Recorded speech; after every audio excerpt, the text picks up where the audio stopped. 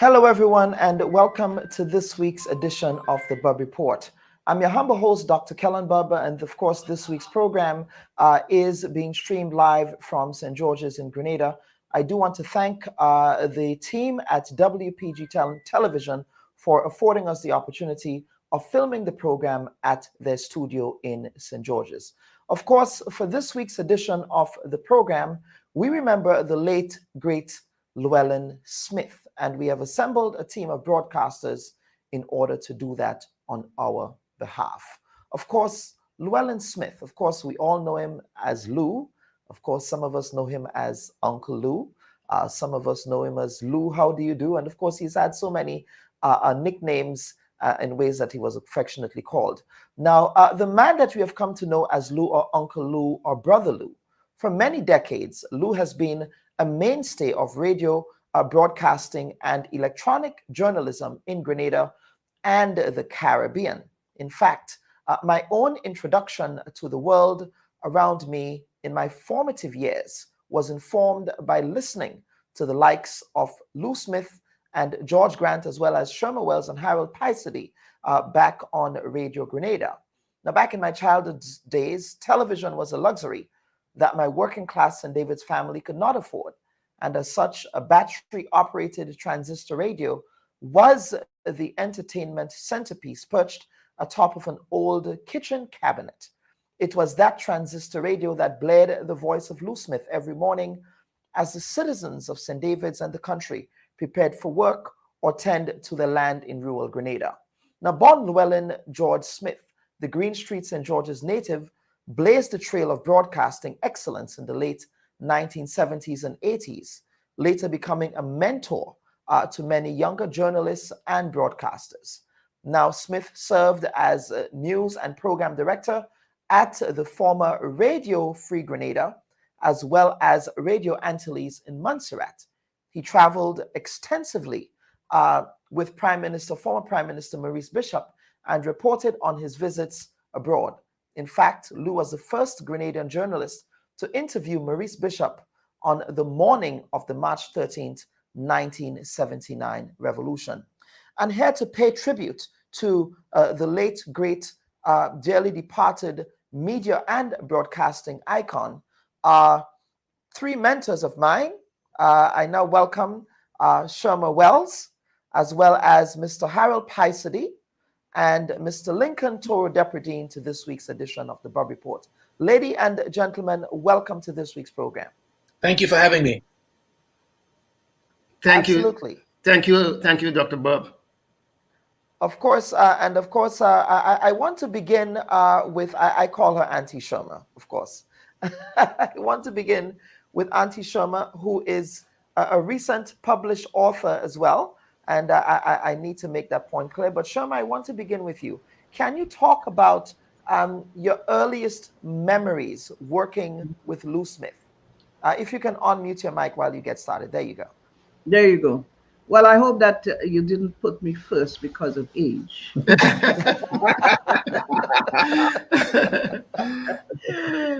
Indeed, we have lost an icon, not only in the media fraternity, but in Grenada by large, you know.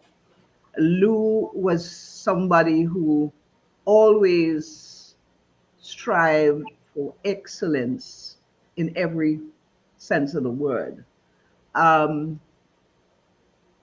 My encounter with Lew Smith has been a very, very long time, even before I entered into the media fraternity, because I come from a legacy of media people.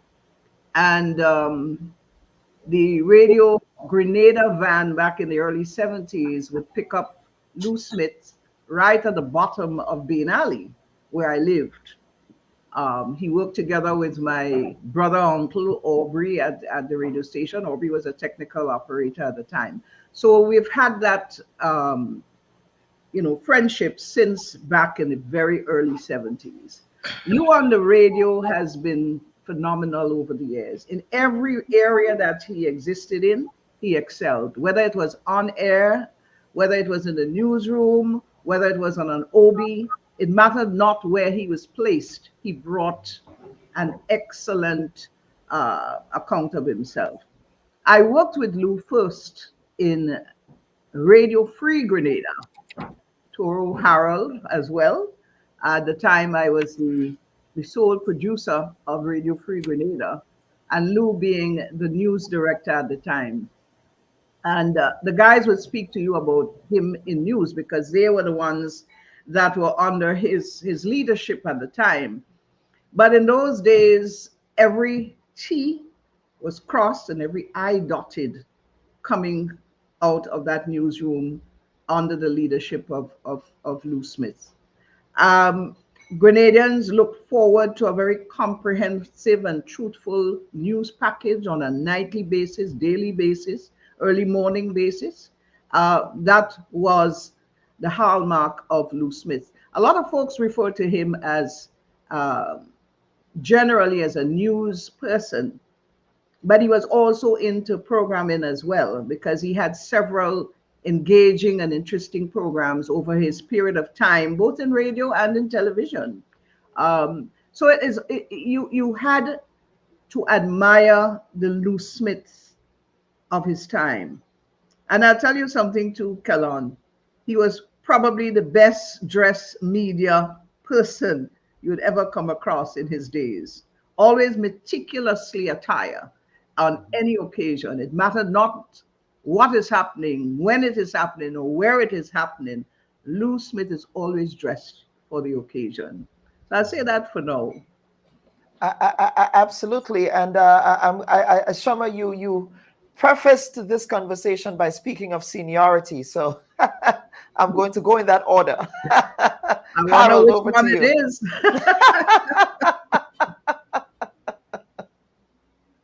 Harold, over to you. I think you missed it. I think you're wrong.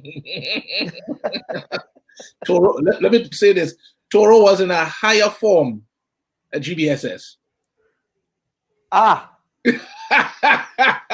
That speaks for itself. that speaks for itself. That's That's okay. why I said to you, Kellon, I wonder which way you're going to go. Right. Lew Smith. Wow. Lew was the consummate professional, broadcaster and broadcast journalist. And I'm willfully making those distinctions because I think sometimes people mix up when they describe people in the media, who they really are and what were their functions. Lew had a certain bravado in the manner in which he presented himself on air, irrespective of what he was doing.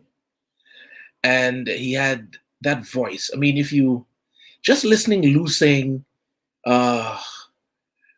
it is now 6 o'clock, this is the news, and I am Lew Smith. The way he even says Lew Smith had an aura about the man. Lew was one of my mentors. As a child, being fascinated and wooed into radio, I listened to a wide cross-section of broadcasters who were great influences in my upbringing, and Lew was one of them. I like the way he did everything, as Shoma said. You know, trying to find something to say after Shoma just said it is kind of difficult because she said it all. Lew was good at everything. The only thing, though, I wondered why he never continued in sports commentary, even though he was an avid sports follower. But I do remember as a boy, must have been in the middle 70s, when we hosted the Caribbean Netball Tournament. Himself and Dennis Dabrio did the live broadcast of those games throughout the tournament. And I have this picture of both him and Dennis Dabrio sitting flat on their laurels on the hard court doing the broadcast of that tournament. Well, little did I know then that when I got into radio, I'll be having lots of moments of sitting on my laurels at playing fields and Big Stones also doing commentary. But I guess that was the nature of getting your feet wet, I suppose. Lew's foray into Radio Antilles, I think, propelled him into a greater prominence amongst English-speaking Caribbean broadcasters and journalists. I was looking to see if I'll be correct in saying Lew is the first Grenadian, or the only Grenadian at that time, to have had a wide English-speaking Caribbean presence as a Grenadian broadcaster. I know some may talk of Leslie Sion, and we are thinking of Toro. His father was a judge. What's his name again? Toro, his father was a judge. Bernard Graham. Bernard Graham. Yeah. Bernard Graham, but I don't think Bernard had that on-air presence as much as Lew had, because Lew was both news, right? He was a news presenter, a news writer, and also an announcer, a session announcer. So he was everything. So I would be bold in saying that Lew has had the widest Caribbean, English-speaking Caribbean presence amongst broadcasters and broadcast journalists as a Grenadian. What do you say to that, Toro? And Shoma? I absolutely will agree with you. Yes, let's see if we can get back Shoma here. I think Shoma's camera is off. So Shoma, if you can put that on there. If you can turn your webcam on. But we'll try and reconnect with her. Yes, right. But go ahead, Harold. Yes. Oh, there you are. Shoma, would you agree with what Harold just articulated? Unmute, Shoma. No. Unmute. Just unmute again. Unmute your mic. Guys, today is Sunday morning, Yes. I'm in the middle of making bakes and fish cake. Oh. Yes.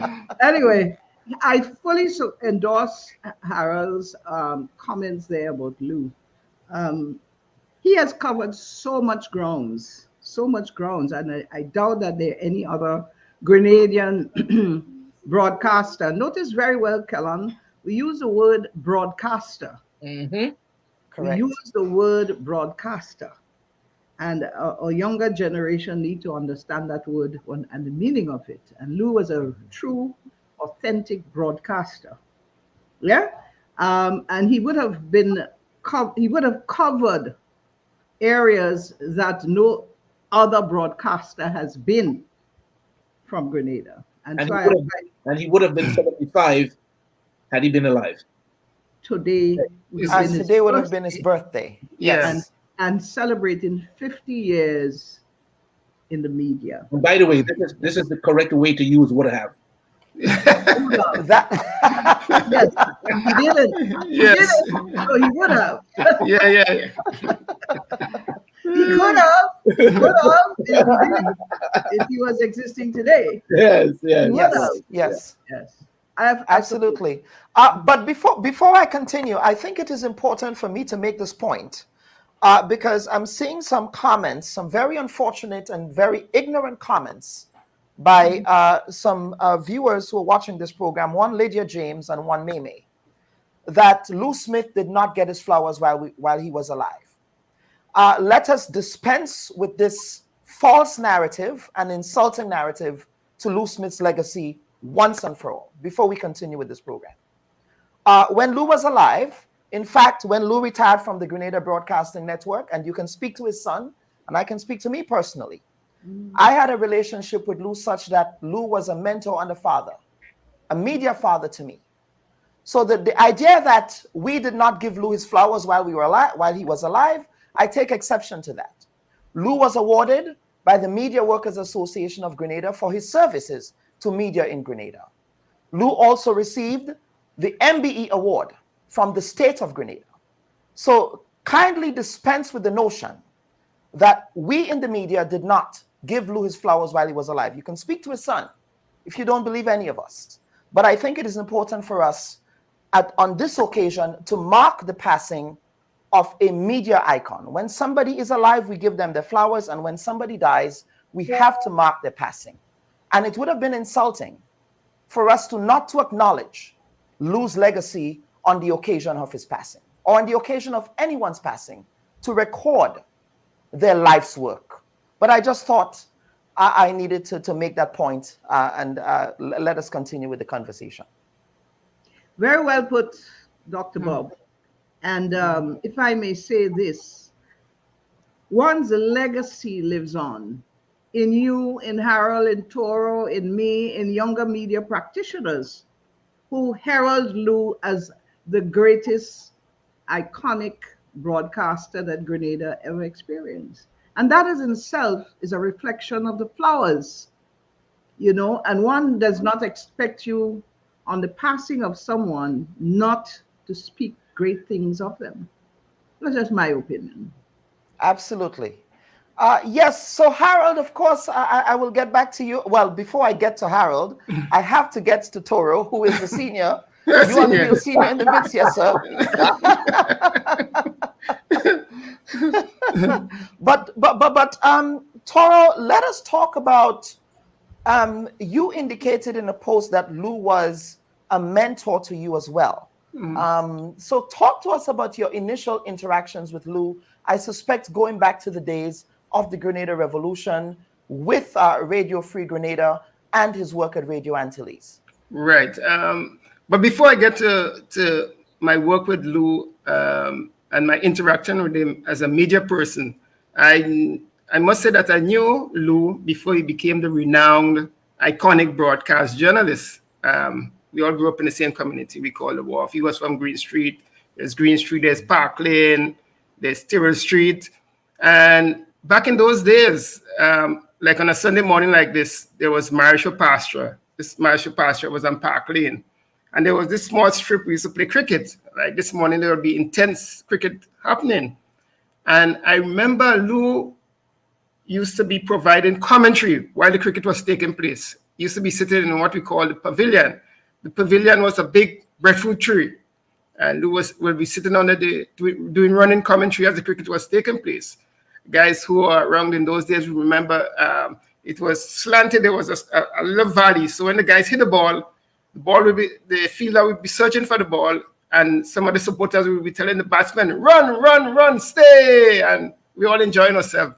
But Lew at that time was the commentator sitting in the pavilion, as I said, under the breadfruit tree.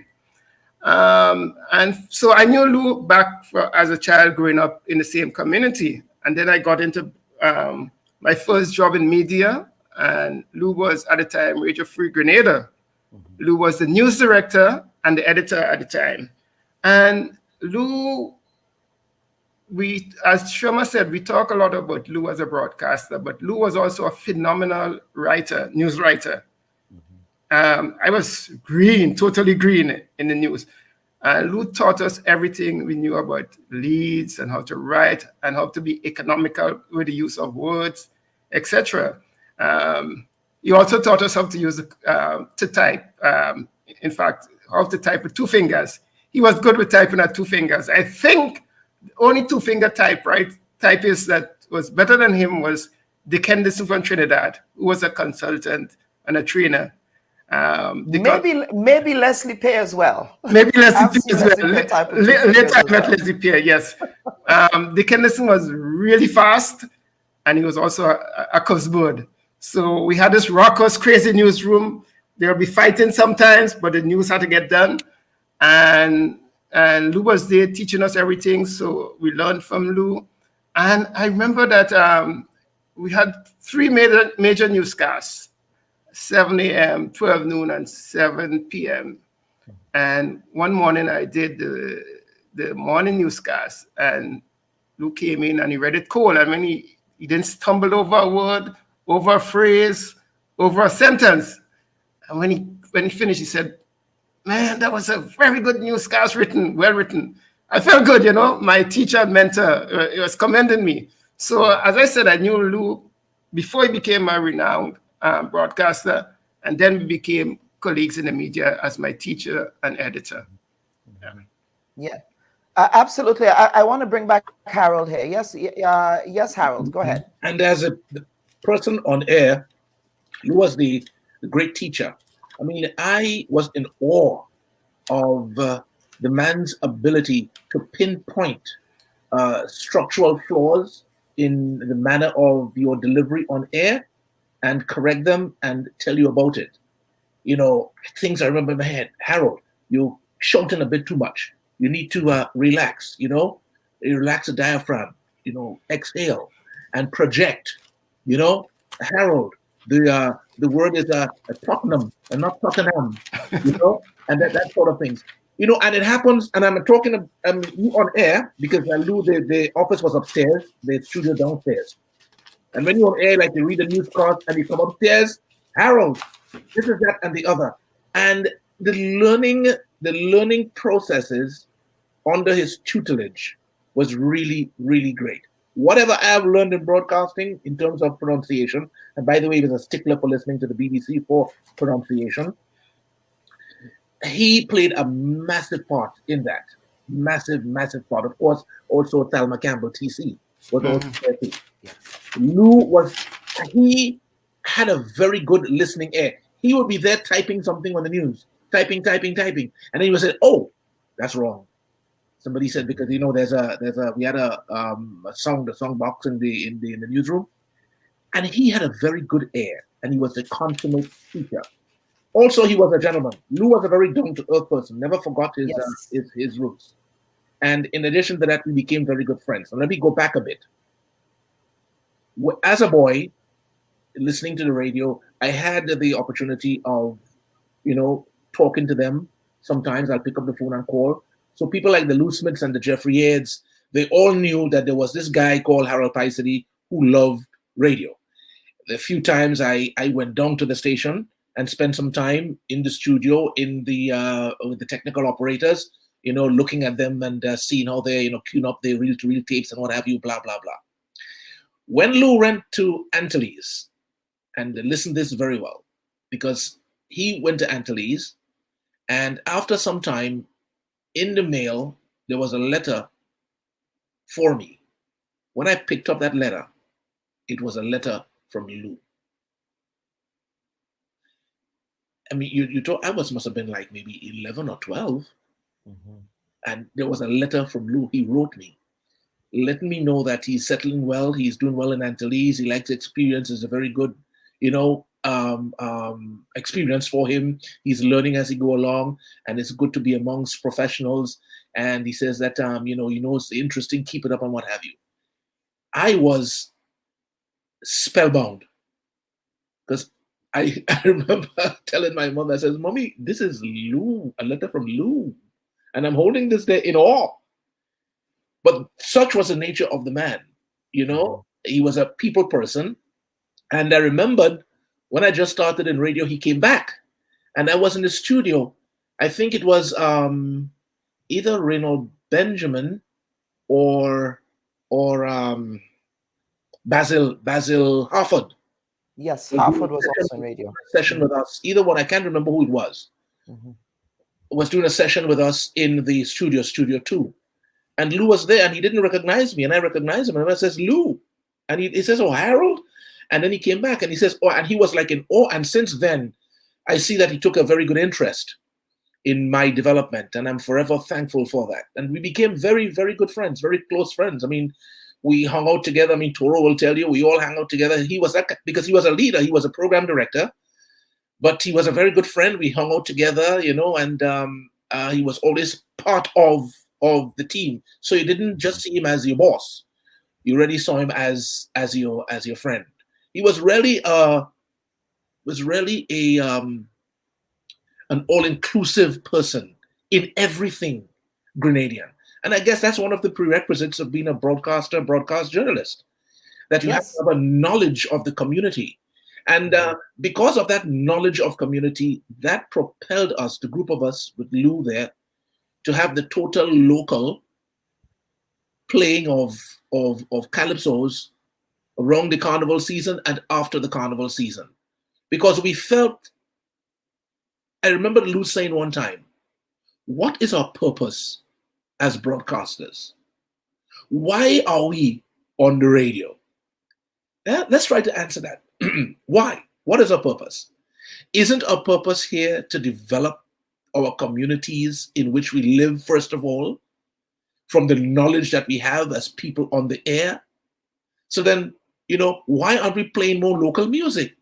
We know the local music ain't the best. We know it ain't sung like something coming out of a top-class studio. We know that it's reel-to-reel and a man and one trumpet and it's loads of bacchanal. But it's we thing. And I'm telling you, The greatest, It's the Grenadian identity. the greatest experience I've had in radio, and with the Yeah. support of Lew Smith and propelling that, was that Mm-hmm. total local thrust that we took. Troy Garvey on air, also Edwin Frank. And I think Eugenie and Josephine were still there around that time. And who else? I can't remember. But it was great. And also, we brought radio into the community. What we did back then, we had live broadcasting of a shift. We brought the turntables, everything on the road. I remember we had a very good session at T.A. Marichaud Community College. You imagine, we brought the turntables, everything, the actual studio.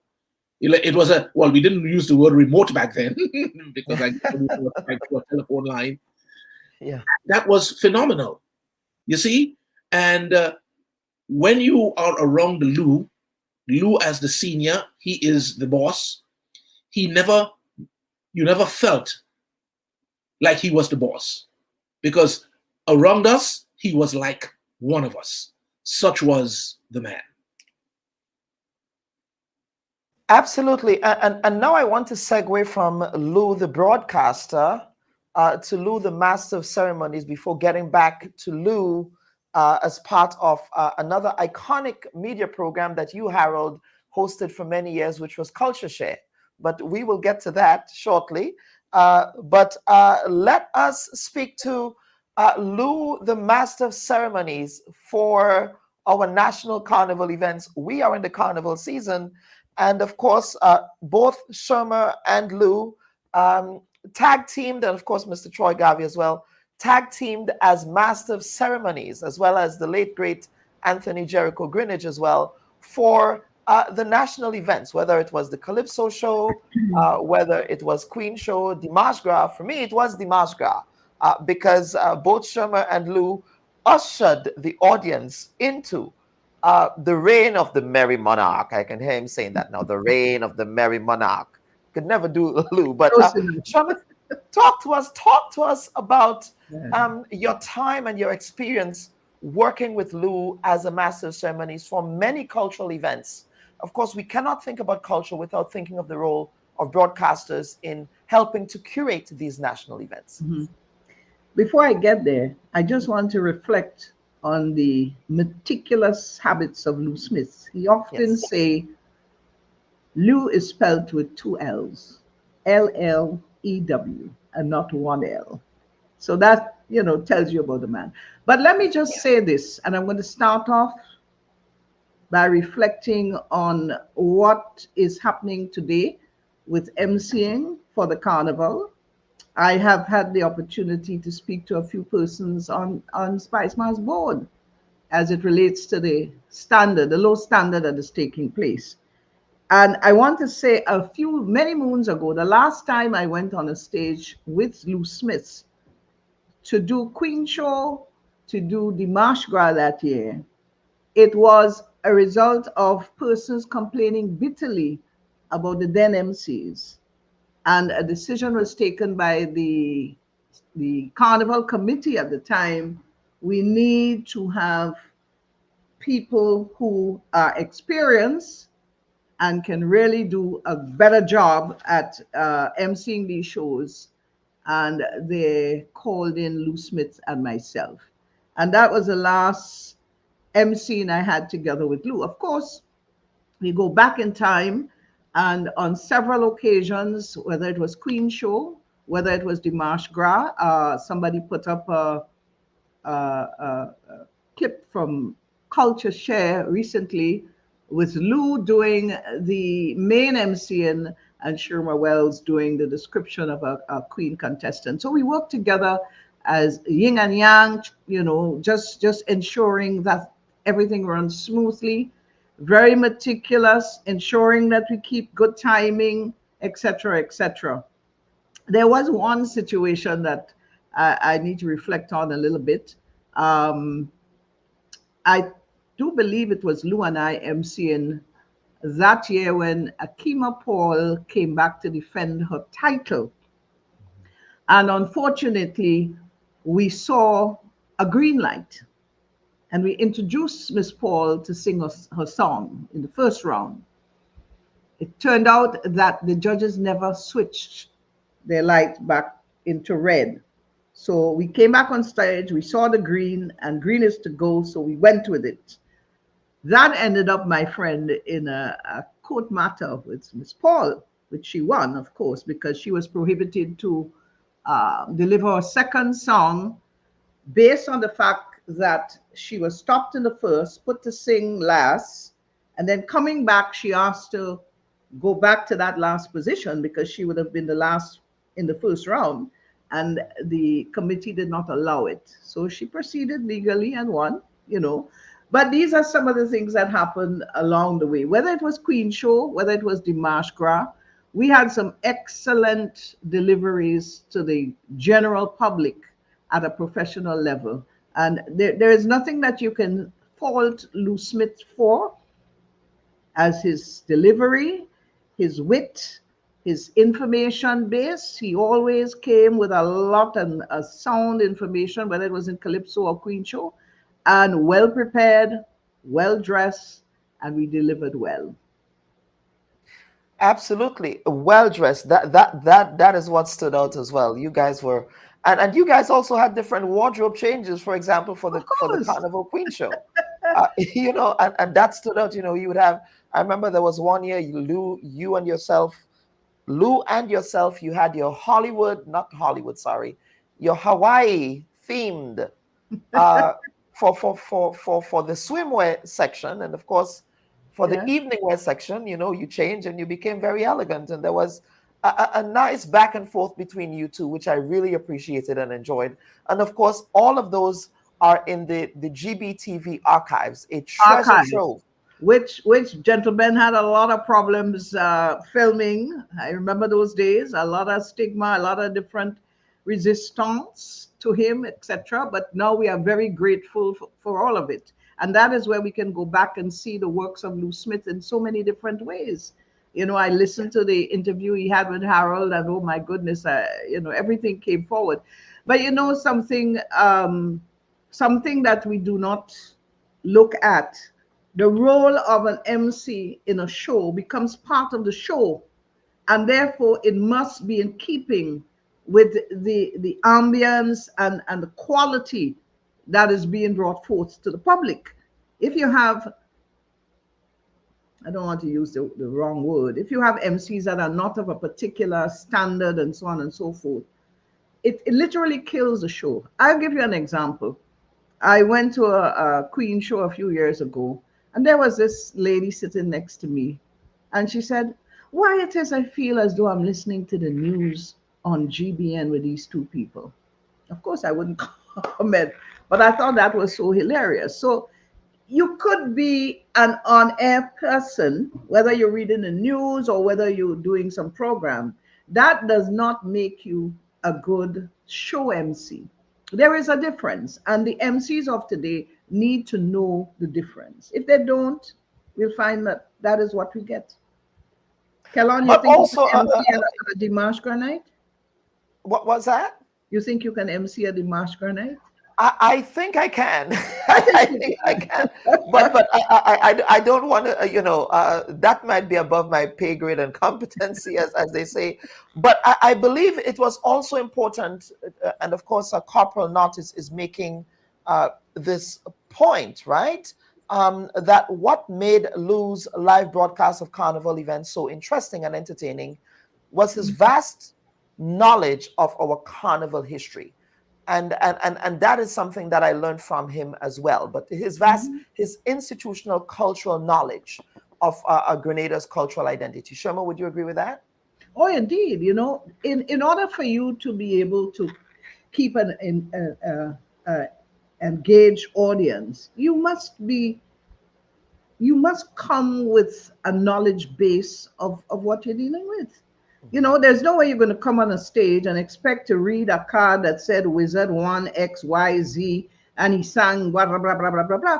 All right, you may have some tips, but in your head you ought to know who Wizard is. You've been involved in this thing for a very long time. You're on radio. You must have some information in there that can speak freely. about who Wizard is, or Jamo, or Squeezy, or Val Adams, or whoever the case may be. And if you don't, you do your research before you get there. Yes. You know. Absolutely, absolutely. And Harold, I believe you wanted to piggyback on something Shama said. You always said, and quite rightly so, to be in the newsroom, to be a news writer, a news reader, you have to live and breathe the news. When you wake up in the morning, the first thing you should be thinking of, okay, let me tune into a BBC or tune into a VOA, let me hear what's happening. By the time you reach to work, if your shift starts at 1 o'clock, 2 o'clock, or 3 o'clock, you should have a good, competent knowledge of what is happening around you worldwide. Okay? The news, the local news night from before, if you didn't hear it, you should listen to news night from the previous night. That's the local news, to find out what is happening. So in other words, if you're in the studio and somebody rushes in with a breaking story and gives you a script to read on air, and it says the Prime Minister of Jamaica is Mia Motley, and then you continue reading, then you're telling me that you would absolutely not, you're out of it. Yeah. That we've seen that happening in recent times, Yeah, we have. Yep. Yeah. And then you continue reading. And sometimes it's basic. It's basic things that you have to check. If you cannot overcome, if you cannot have that competence, then something is wrong. So you have to live and breathe the news. It is not a job that you leave home and come and sit on a desk and then you start opening up it was even worse back then. So you had you remember those long sheets of paper, Toro Sherma from Cayman Wireless, that contraption from Reuters. Rip and read. Now it's pace and read. Yeah. There you go. You have to live and breathe the news. Yeah. By the time you on your way to work, you have an idea of what's happening, what you think will be news this evening. You can't just come and sit down and says, okay, what do I do next? No. Yeah. And news is a very unforgiving thing, if I may say so. Yeah. I will tell you this, Dr. Bubb. I got an A in television and radio news writing from Seneca College. But kill me dead, I don't want to be involved in news. You write a story and that's it. It's dead, it's finished, it's over with. Yeah. In terms of you producing something that can live on beyond, but news is very unforgiving. It is such you really have to have the love for it to be in it. Yeah. You really have to, because you write a good story and all of a sudden, bam, you read the story, it may last the next day, and that's it. It changed 30 minutes later, it's a different story. Yeah. So I absolutely say, there's no forgiveness in news. Sorry, absolutely. Guys. I know it's your passion, but that's how I feel about it. and this is very true. This is very true, and I'm sure Tori would agree with that as well. But Harold, I want to bring you in here with your time with Lew Smith on Culture Share. Of course, before getting to Culture Share, you articulated how you fostered that relationship with Lew. Can you talk about both you and Lew's legacy in curating the cultural product that is Culture Share? And of course, I articulated that Culture Share. No, Lew was not actually part of the I'm talking about his role as a co-host for some of the shows. No, right. We only do like one or two shows. It was, when he came up. Okay. Yes, it was great. I mean, that was one of the highlights. I mean, to stand there with Lew to do a whole hour of hosting with him, that was superb. And actually, he was coming. Of course, he told me he was coming up, and I said, "Great, you coming to New York? We have to do it together." I mean, that was like brushing teeth, And it was a great experience. I mean, at that point in time, we were very good friends. We became very good friends. I mean, as Toro would tell you, Lew was a friend to almost everybody he worked with because he was such a person. But we were very, very close friends. I mean, very close friends up to just a few weeks before he died. We were on WhatsApp, and that's how close we were. I mean, and so it was just natural that he would be on Culture Share once he's in New York. New York. So and he lit up the studio. I remember Gentle, Gentle, who didn't know him, of course. Gentle keep telling me, Harold, this guy has such a commanding voice. Gentle told Yes. me, he says, I'm sitting there at the controls, and that voice is in my ear. I'm saying to my all I'm Gentle saying, and all I'm saying is, wow, this guy is phenomenal. That voice, and then I had to explain. Gentle say, no matter why this guy is so great in radio. Gentle was dumbfounded. But no, Lew was he was and what I liked also is a lot of the young folks like yourself, Kellan, in your time, when I speak to them, I see them on the street when I'm in Grenada, and we speak about Lew, and they have also very good things to say about him as being a mentor in their development. I just saw Brenda Batiste posted something when she did say she was having some issues in some of the pronunciations in sports and the advice that he gave her and what have you. And that made me even more proud of the man. I think Lew always saw himself as that kind of person to pass on knowledge. And boy, he did pass on lots of knowledge. Lew really influenced the lives of countless broadcasters and broadcasters. Countless broadcasters. Countless. Yeah. I mean, he would have to go down as the most complete broadcaster and broadcast journalist we have had in the history of Yeah, one thing I would like to mention though is, for me, one of the things that Lew did, which I think has been one of the best I've seen and heard, is a news theme. The news theme Lew created at Radio Free Grenada, where he used some of Earth, Wind, and Fire music. I think a version of it is still being used. That was a first-class news theme, and it has survived the passage of time. I don't think people have recognized it, but it's a first-class news theme, which Lew himself did. I remember when he was in the studio doing that. And also, I think we haven't spoken much about Lew being a member of the JCs of Grenada, but Lew, a lot of the things Lew learned and personally became, I think, was through his involvement with the JCs of Grenada. And when we speak about culture, Lew, the curiosity we speak about, great news editors and tutors will tell you have to be curious. Lew Smith ponged that in our head. Patrick Schmeichel ponged that in our head. Leslie Pierre ponged that in our heads. You have to be curious, right? And Lew was that kind of person. And I think when we speak about news and the curiosity, Lew has to be given a lot of credit for that. And also, Harold mentioned Lew as a person. Lew, he had personal relationship with a lot of us.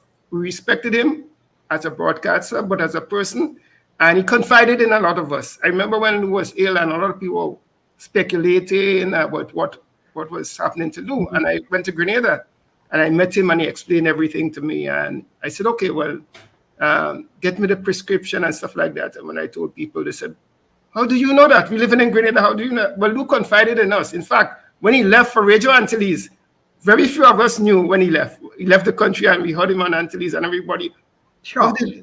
So Lew confided in a lot of us. A lot of people behind the scenes did a lot, but we didn't do it to pound our chest. Harold mentioned it. I remember Brian Grimes called me one day, and he said, okay, so-and-so with Lew, can you help? She may not want me to mention it, but Jenny Gums, Lew loved green fig and saltfish.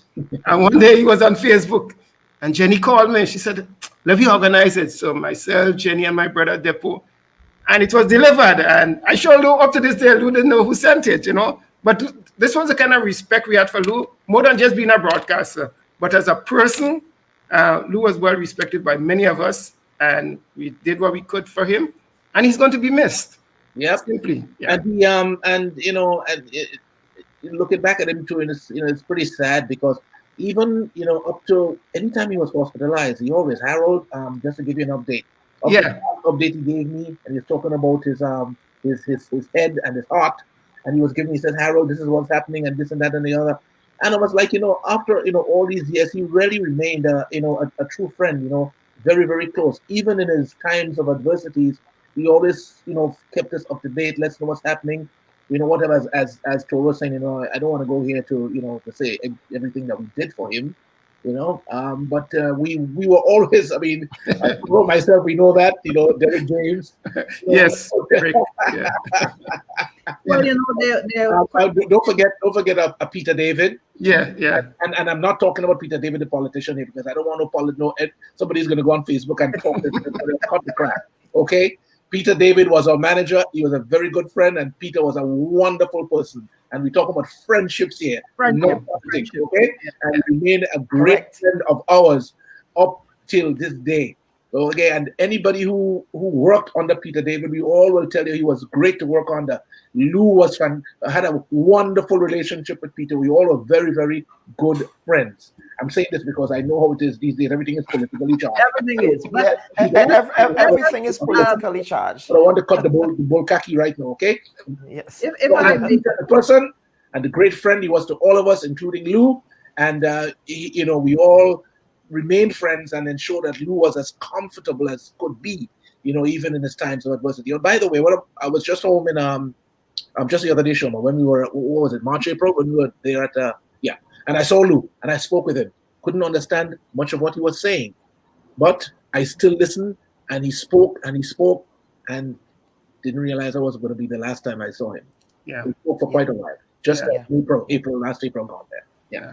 If I may move of course, there are quite a few of us who have been more or less on the Lew Smith train over the last few years. It's unfortunate that he has to leave us at this time. But Harold and Toro worked with Lew during the Radio Free Grenada era. So did I. But there is, beyond that, Lew became the manager again of what GBN. now GBN. Yeah. Which was Discovery. Was it Discovery? Right. Television. The TV, yes. But I worked with him again as the marketing and PR on the GBN when he was the manager. Again, this is where we speak about his administrative skills. Yeah.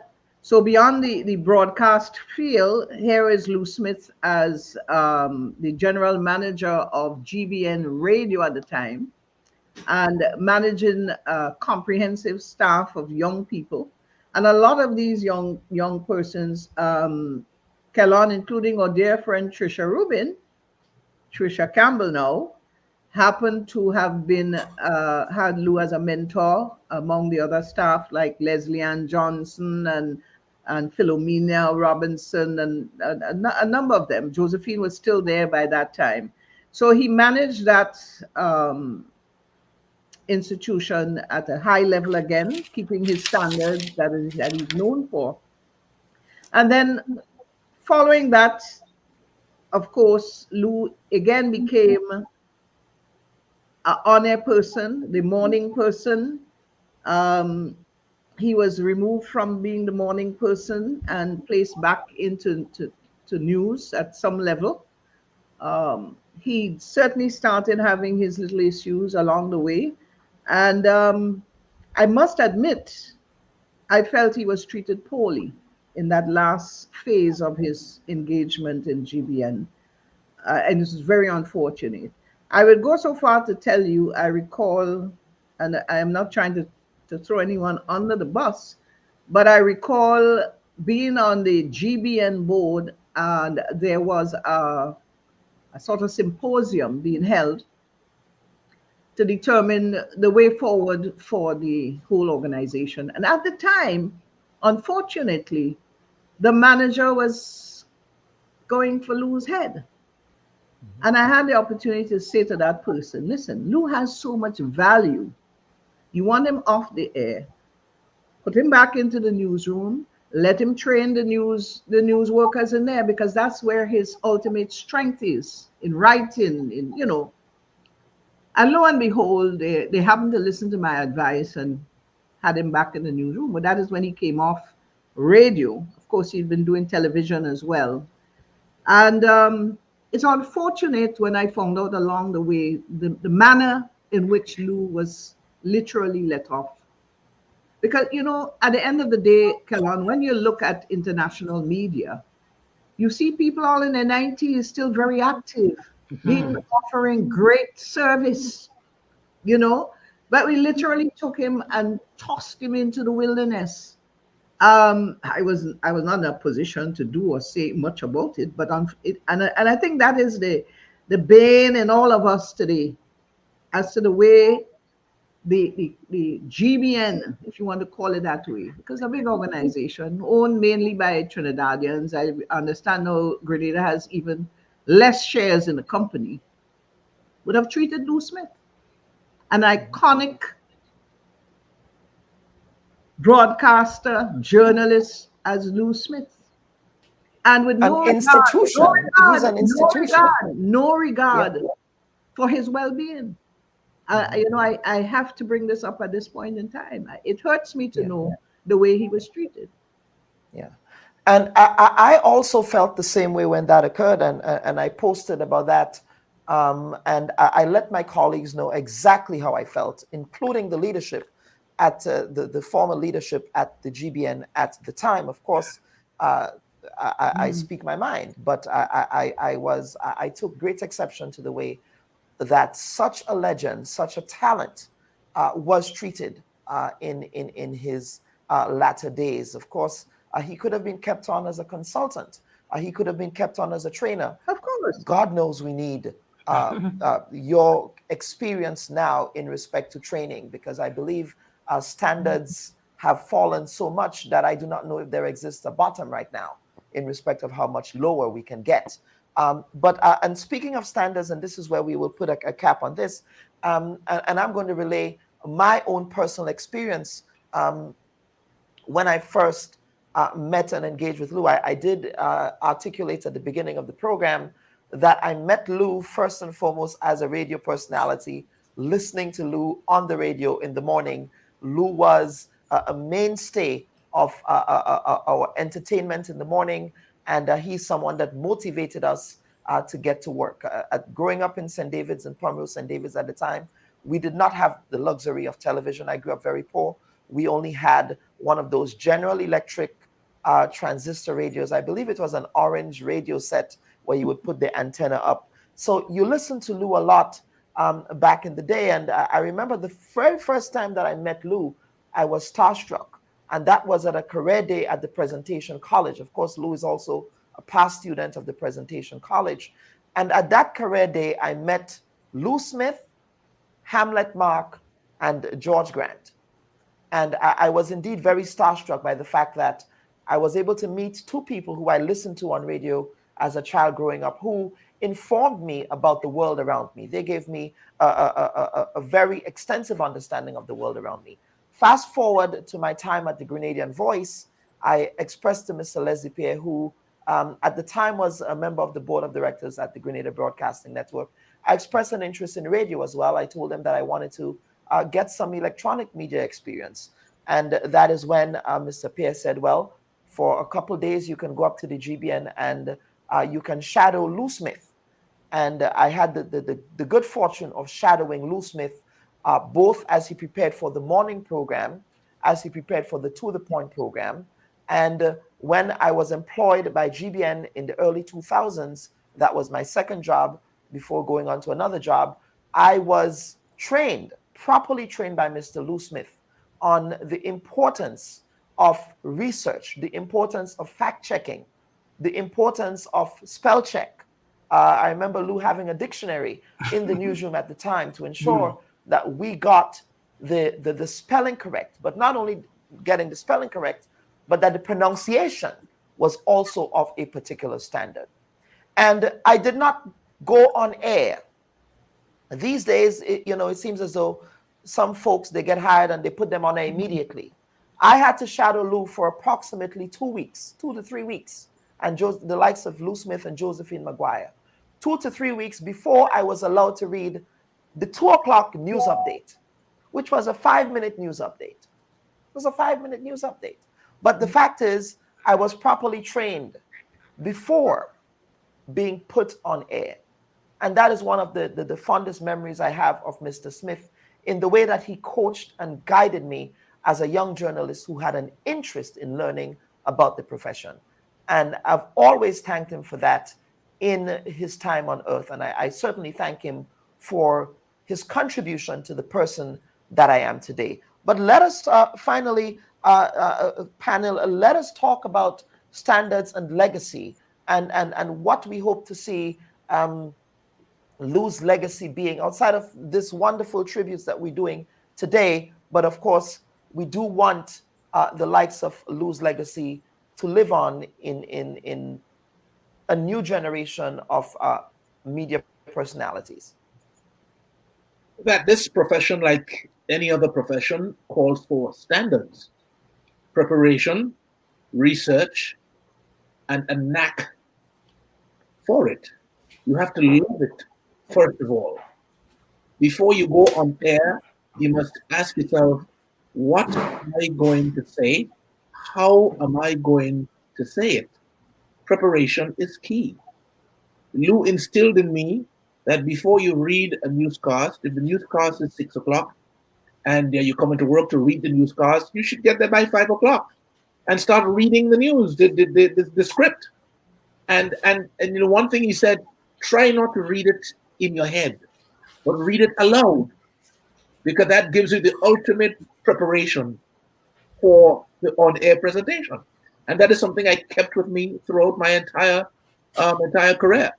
That if I'm going to read a newscast, I am going to read the text aloud before I go on air. Of course, there are going to be times if you have breaking news, sometimes Toro will come in and quietly open the door and slip the script in front of you. That is understandable. That's the nature of the profession, but there's an exception to all rules. But the fact is that you must have a modus operandi, when you're going to read the news, preparation before you go on air. Because you have to be very, very particular of not wanting to make a fool of yourself on air, And that was my mantra, and Lew instilled that, right? And I was always scared of saying something wrong. And even up to today, saying something incorrect, a wrong pronunciation of a word.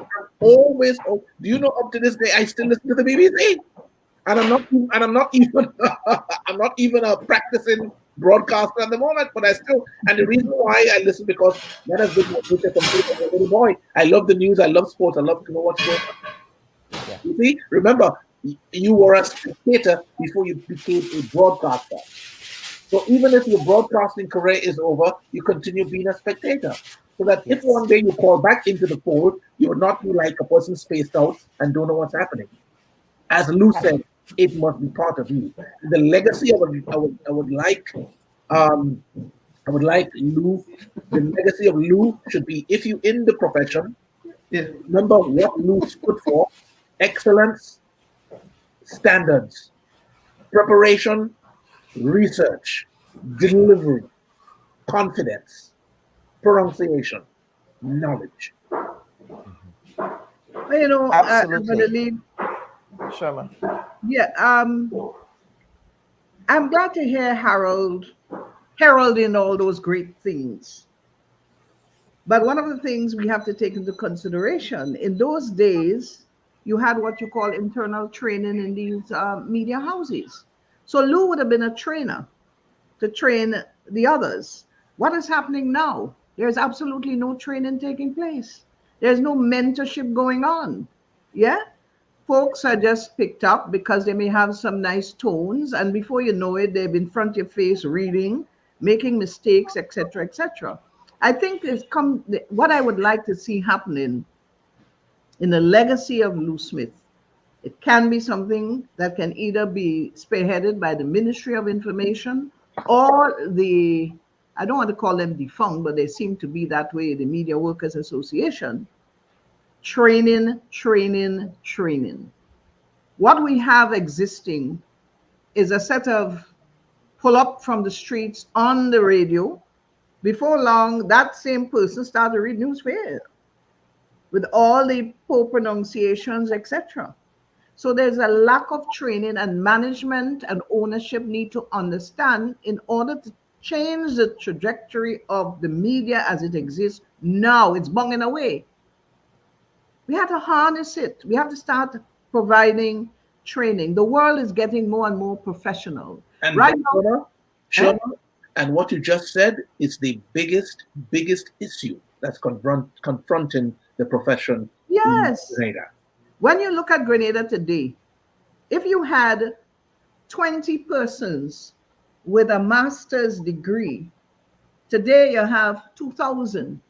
So it means that our society is becoming more and more sophisticated and demanding more and more of us. But where are we? Where are we at? How many persons within the media fraternity we can consider as qualified to deliver anything, whether it is news, whether it is programming, whether it is whatever? How many can we consider to be qualified? Back in those times, qualification basically came from internal training and education. It's not even happening. So where are we heading? That's a question. We talk about is it Ectel or whoever who controls what are the standards are they setting? Sometimes you're listening to the radio and you hear a song with 1,000,001 bad words in it. Now, in my day, if that happened, you'll be pulled up, you've been written a letter, not for it to happen again, but it continues to happen again and again and again. So who is holding who accountable for And these? that's why when I hear the young folks make so many mistakes on air, sometimes my heart goes out to them. You have to.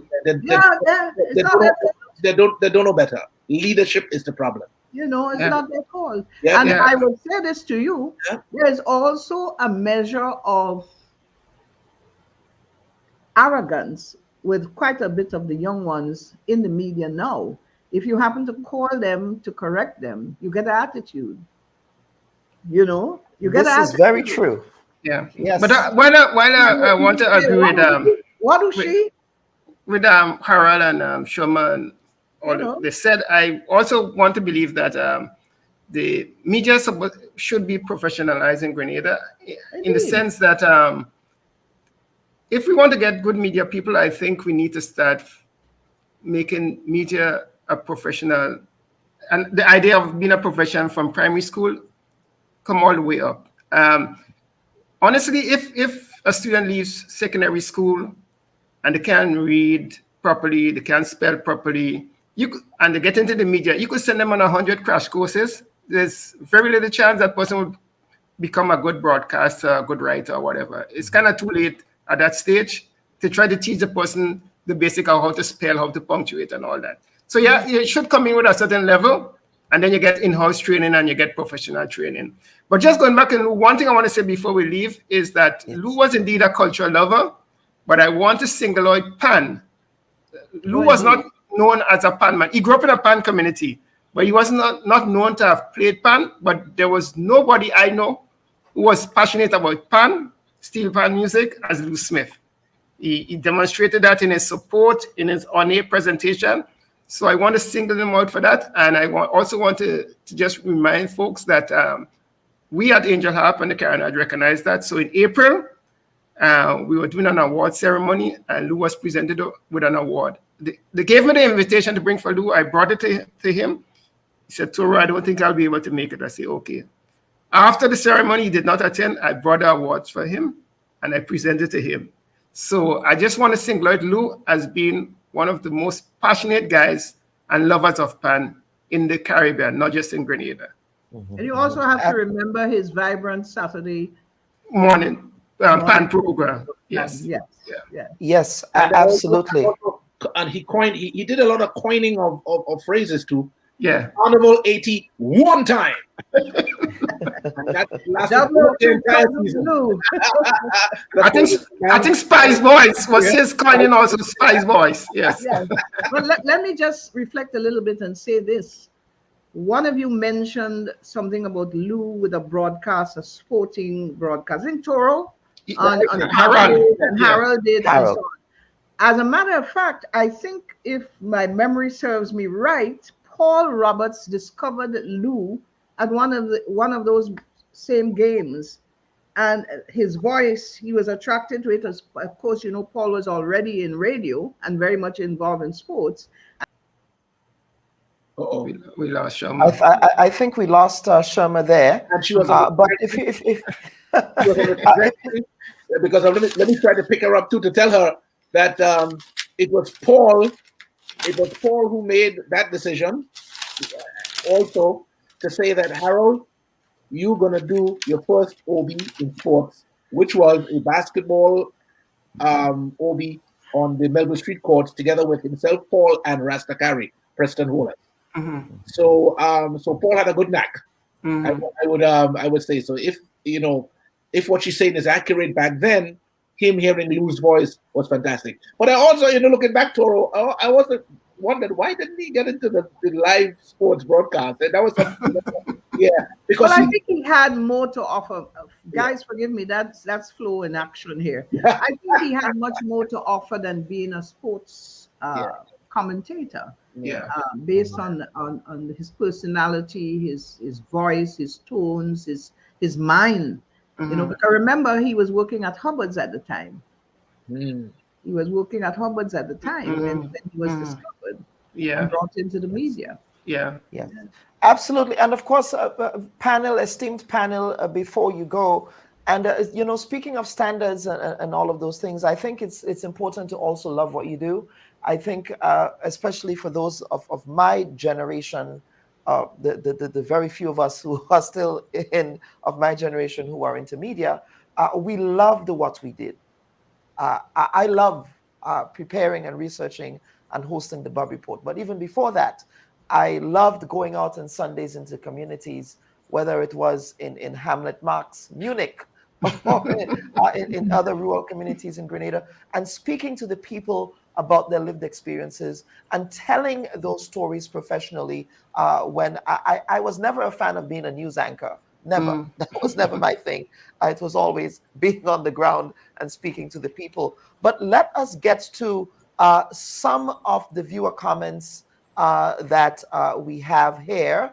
And of course, we will certainly take those contributions.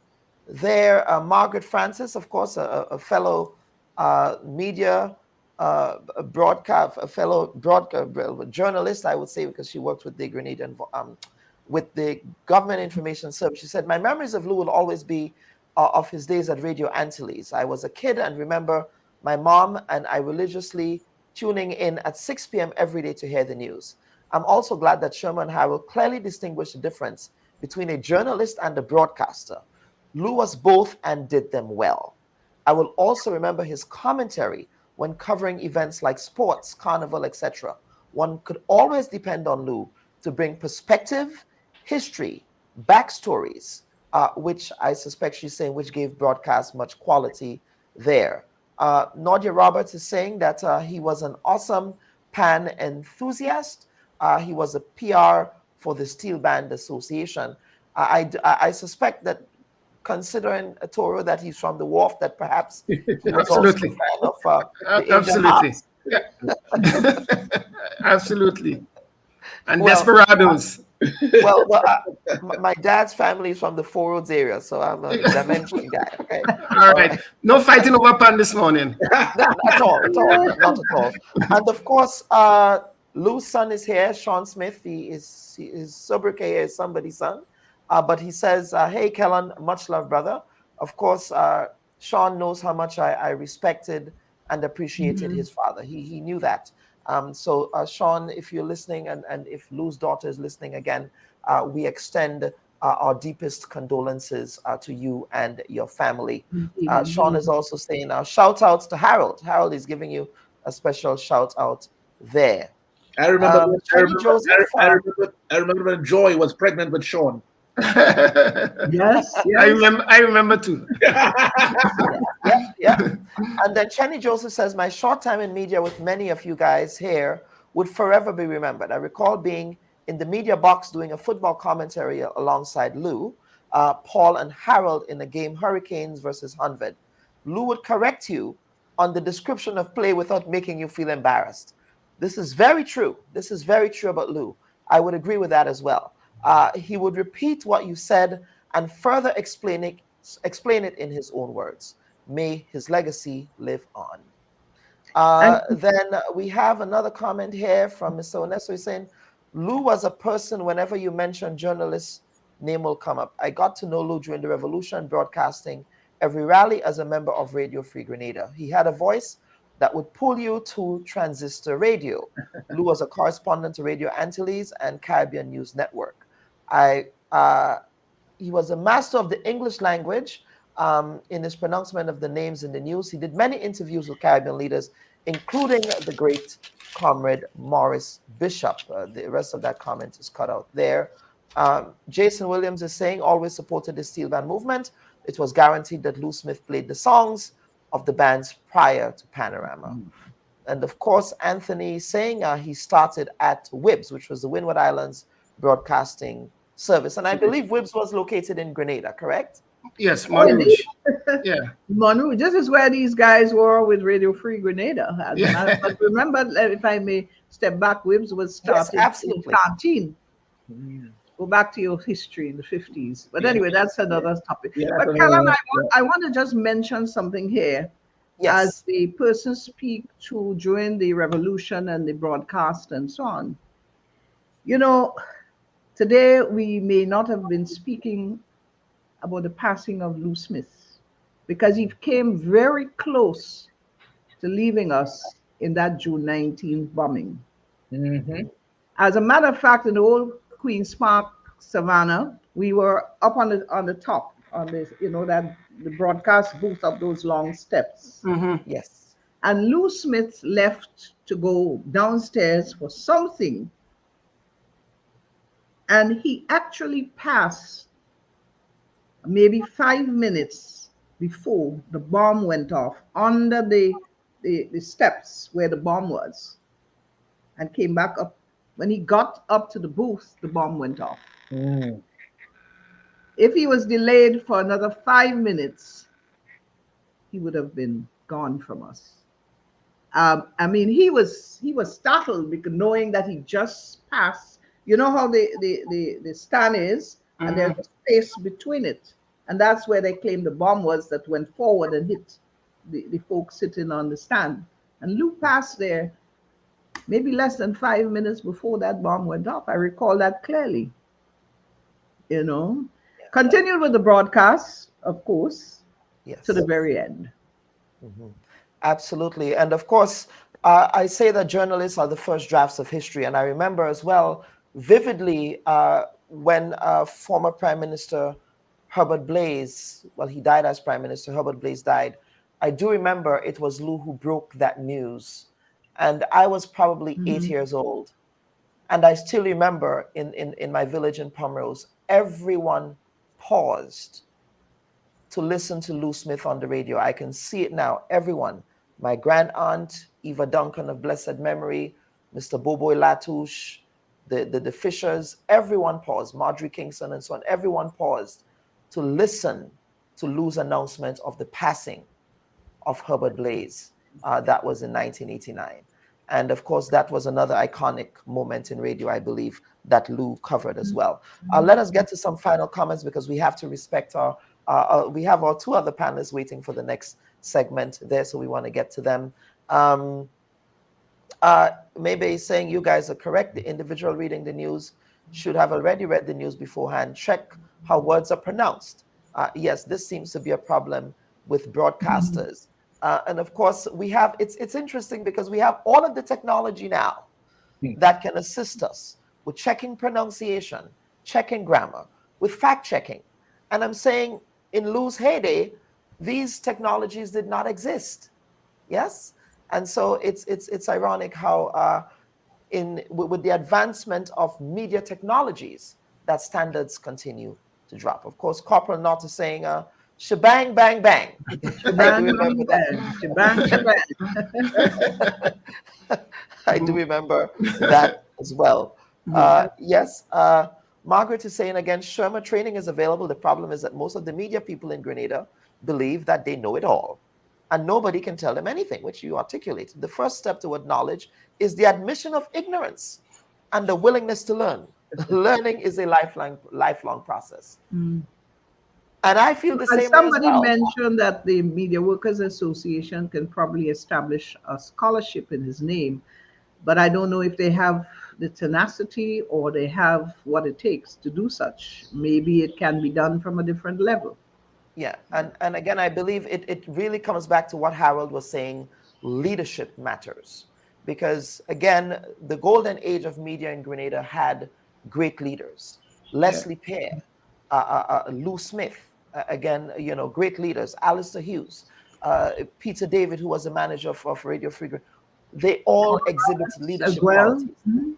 Yes, absolutely, absolutely.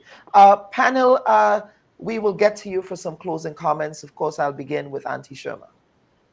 Well, first and foremost, I want to express condolences to his family, to Joy, to Luella, to his son, Sean, who we're in touch with. I know that Lew always spoke highly of his family, his children, and also I heard him at times with his grands. So in his lifetime, he's been always a proud father. So I express condolences to all of them. I also want to say to the media fraternity out there that we should not take Lew Smith's legacy for granted. We should try as best as we can to emulate the greatness of this man and see how we can fashion some monument, something that would live on beyond our times within the media structure that reflects the legacy of Llewellyn Smith. Thank you, Kellan. Dr. Absolutely. Bubb. Yes, I'll get to Harold. For those in the media, use Lew Smith's legacy as a reference point for almost anything you're going to do, as to how you will approach it. And that will give you, I'm sure, the inspiration to achieve excellence. Reference point, fantastic reference point, because he was so vast in his knowledge in every aspect of the profession, that having him in your mind, as you move along in the profession, will be a very good fillip for excellence. And of course, the wharf man, the veritable wharf man here, the mayor of the wharf, the mayor. Toro. All right. Your brother wouldn't appreciate that, He's the mayor. Yeah, I also want to express condolences to the Smith family, and proud to have known Lew, even more proud that he was a wharf man. And I want to say that in order for us to really, and Lew was exceptional. I mean, guys like that come along once in every blue moon. We have good broadcasters and excellent broadcasters and exceptional broadcasters and exceptional people in different fields. And I think Lew is exceptional in his field. I think for us we always talk a lot when people pass on, especially people who have done great things, who are stalwarts, and we say, well, we should do this and that. I think a lot of it has to be institutionalized, beginning with the school system. Unless the legacy of people like Lew and Calypsonian, whether it's Papi Tet and a Jamo or whoever, or Pan people, unless it's part of the institute or school institution, kids are taught about them, including Kirani and Linda and Victor. Unless it's somewhere to be read and studied, after a while it's lost. It's lost, right? Mm-hmm. Because we still continue with this oral tradition. We talk about Lew today. So we talk about Lew today. The child who is going to school for the first time in September, where will they know about Lew? How will they know about Lew? If we are not around, we are old, and we are not around to talk about Lew. So my point is that we have to do more than just talking and again hype when somebody passes on, an icon passes on.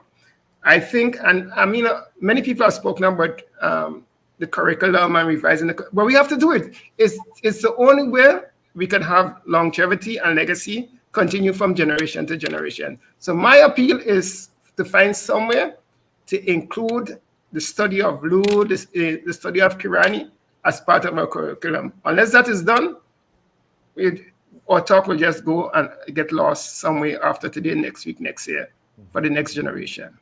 And I'm sorry, Kellan, my condolences also to the family.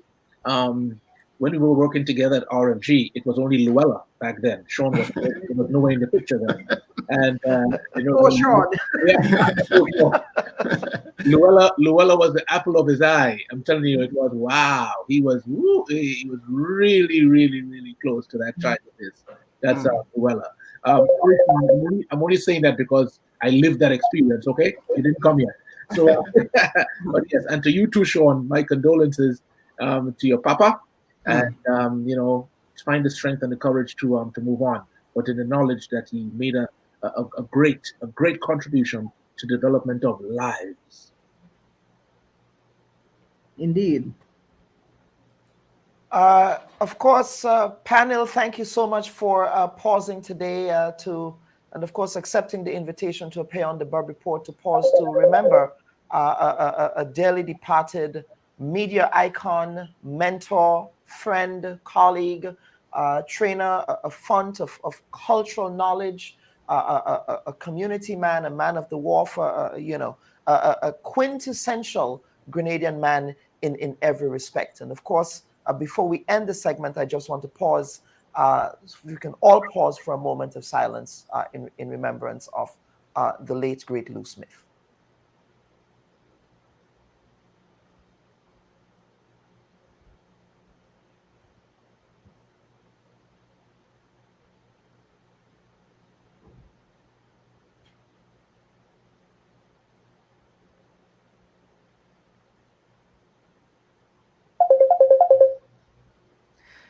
Viewers and listeners, this is the Bubb Report. Again, we want to thank our panel, Sherma Wells, Lincoln Toro-Depredine, as well as Harold Pysody for appearing on the Bubb Report this week to honor the late, great Lew Smith media icon. Panel, thank you again for appearing on the program this week. Thank you.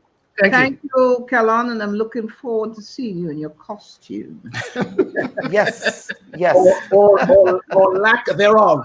Or lack thereof. All right. Viewers and listeners, thank you again. And we will take a quick break and come back for the second segment of the Bubb Report. This is the Bubb Report. I'm your humble host, Dr. Kellen Bubb. Please stand by for the second segment of the program. Should your loved ones pass on, they deserve to be treated with dignity. And at S.A. Johnson Funeral Home, we can provide you with that service. We can take you every step of the way during your sorrowful moments.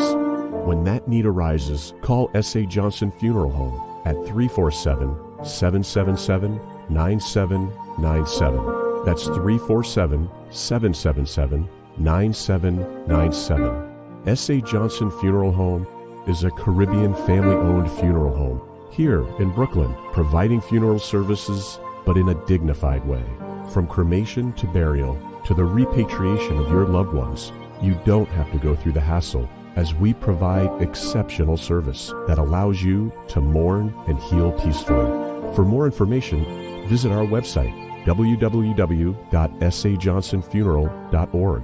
Send us an email at sajfuneral@aol.com or call 347-777-9797. S.A. Johnson Funeral Home, because you deserve to be treated with dignity.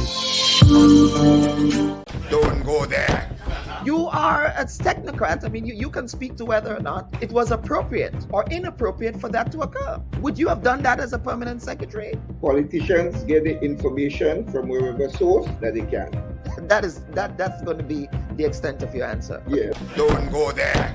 There's a lot of noise around the data protection bill that, in my respectful view, is not warranted. I was one of those making noise, and it's simply because I was concerned about that specific Section 33. Don't go there. Are you going to be offering yourself up as political leader of the party? I see you've called me here for much more than diplomatic passports. I don't mind that. Don't go there. What is the relationship like between you and your leader, Dr. Mitchell, your boss, Dr. Mitchell? I'm not sure how to explain how to answer this question at this time. I prefer not to answer. Don't go there. They said that you approached the bank for the loan before the election and that it only materialized after the election. There are also conflicting reports around the quantity of monies that were received. What is the reality here? People try to extort the truth and to make all kinds of things about it. I just stay quiet. So if you notice, I was really and truly quiet about the whole matter. Well, except with not with the New Today newspaper. The New Today newspaper reported on this, so I'm not sure you were quiet on this. Go ahead, Honorable. Go ahead. Well, I'm just trying to answer your question, right?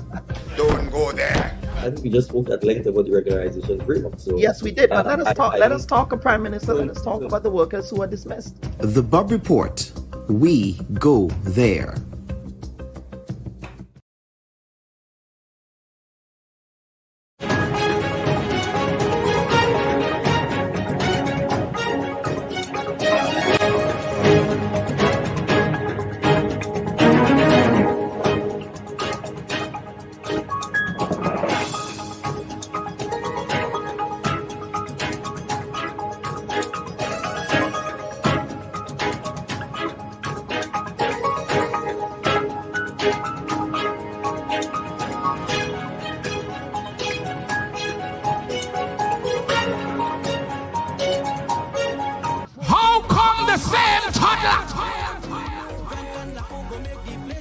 Cannot run a ministry or run the country together with his colleagues and political leaders. So the youthful narrative is still outdated, expired, analog. President, starting school at the beginning of the new. Point of order. Thank you. Senator La Crette, please yield.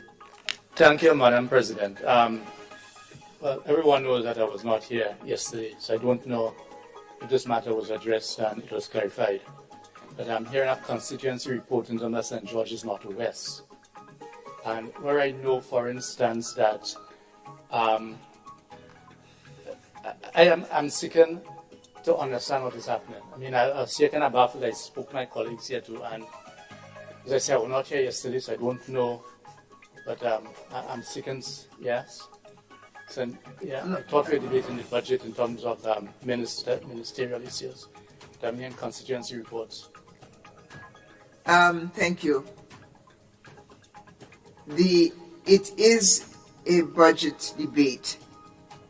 I have noticed that different speakers will speak about what has been accomplished in their constituency under the conversation of the previous budget and that achievement as it relates to the budget under consideration now. Yes, Senator. Please permit me. I'm not aware that we have constituency representatives in this House.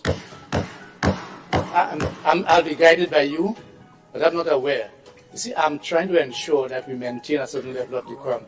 The Senate has been respected and has been identified as being different to the other place. And therefore, I think it is important for us to address issues very early. I am not aware that any one of us here. Now, I have constituents, not a constituency. I mean, I represent Labour. But when we start speaking about the political divisions in terms of how our islands are divided, in terms of constituencies, as far as I'm aware, this is for another place.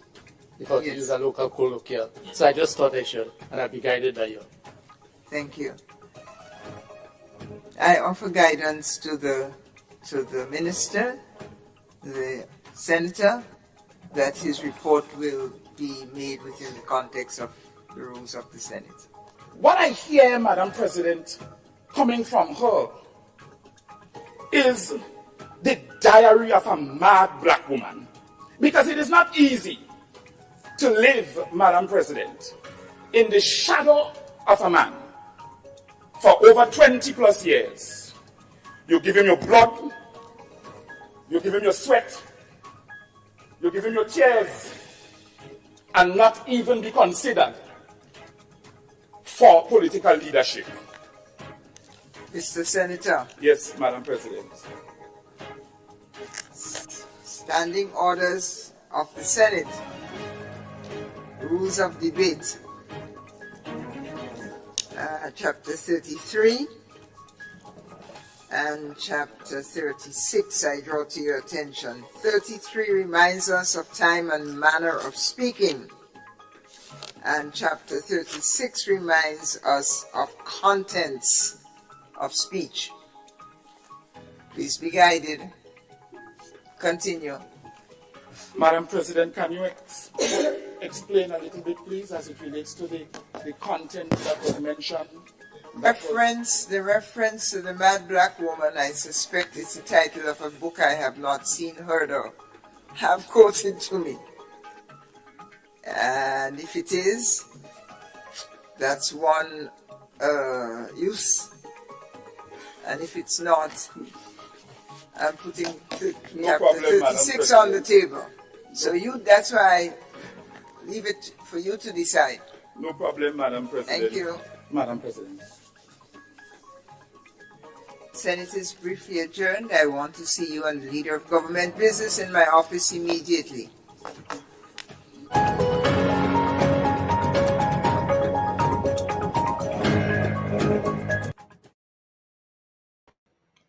And viewers and listeners, welcome back to this week's edition of the Bubb Report. Of course, I'm not streaming live from my home studio. I'm actually in Grenada, and thanks to our friends at WPG10 Television, we are borrowing their studio to stream this live program. That's how committed we are to ensuring that even while I'm on vacation, that the Bubb Report continues. Of course, we have for the second segment of this program, Mr. William Joseph, who has always been, he's a returning guest there on the program. I'm sure Mr. Joseph knows the next gentleman here, Mr. Larry Barry, who is the General Secretary of the National Democratic Congress.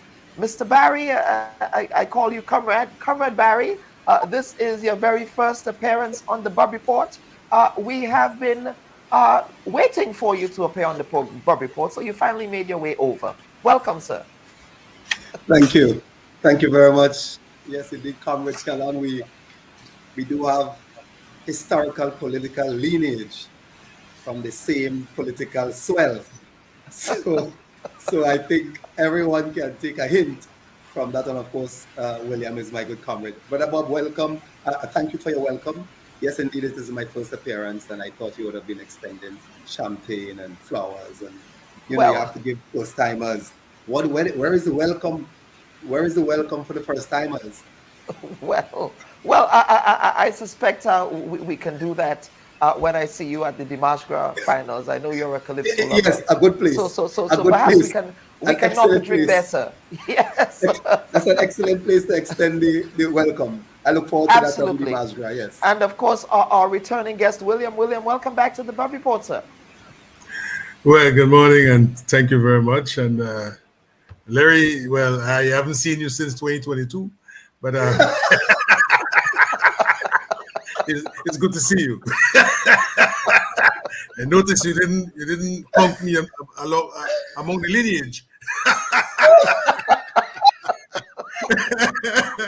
You're counted. You're counted. All right, bro. All right. Lessons.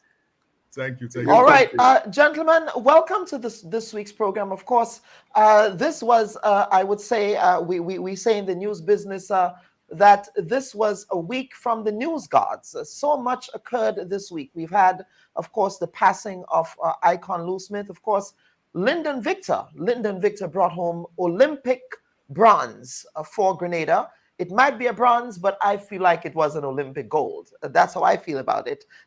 Of course, we've had updates in respect of the CARICOM, the just concluded CARICOM meeting. So it was a very busy week.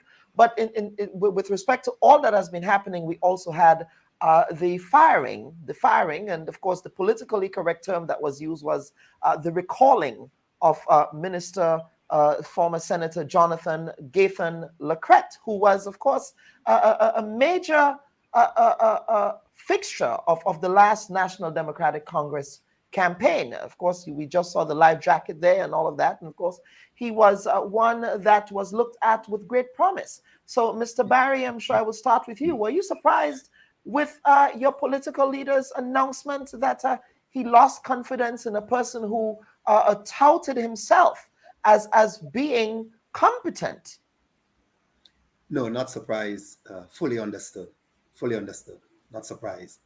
But Kellon, it would surprise you. It would surprise you, however, if I don't first beg of you to permit me 1 minute to also pay my brief tribute to Brother Lew. Mr. Lew Smith. Yes, Brother yes, Lew, indeed, yes. because Lew and I shared the studio. We shared a time on the Grenada Steel Band Association. And in fact, Lew and I am a product of Green Street. I'm a product of the Wharf. I grew up in the Smith's home. Yeah, James Smith, Byron Smith, their mom, their father, Lew, who left but always visited. So I am also a product of pronunciation garnered from our everyday encounters with Lew Smith on the hallowed streets of the Wharf, of H.A. Blaze Street, formerly Terrell Street, Archibald Avenue, Lucas Street, Upper and Loca, Green Street, Briggs Alley, Cockroach Alley. We are the product of Lew Smith. So I have to pay my tribute to him, and we enjoyed our relationship to the very end. We met, we encountered on the street and so on. Of course, as age took over, you saw the decline of a great mind. But that, separate and apart from that, I want to say thank you, Lew, to his family. I remain friends with Byron, with James. We are a great family of members from the same community. So tribute to Brother Lew. I'm happy for the occasions that I spent with him, and I just wanted to add my voice to his condolences to his family and so on. And of course, shebang with a bang bang. That's right, the bang bang. That's right. Yes, sir. Street, because his father, used to have a lot of these quips together with Mr. Drayton, the God. But that's another subject for another time. Yeah. Well, perhaps you and Toro can get together and write a book on all those. Well, indeed. In fact, Toro, I was listening and I really enjoy the presenters you had earlier. I'm familiar and had good relations with Toro. We have good relations, Sherma and I, and of course Harold and I. So we come through some beautiful times as well.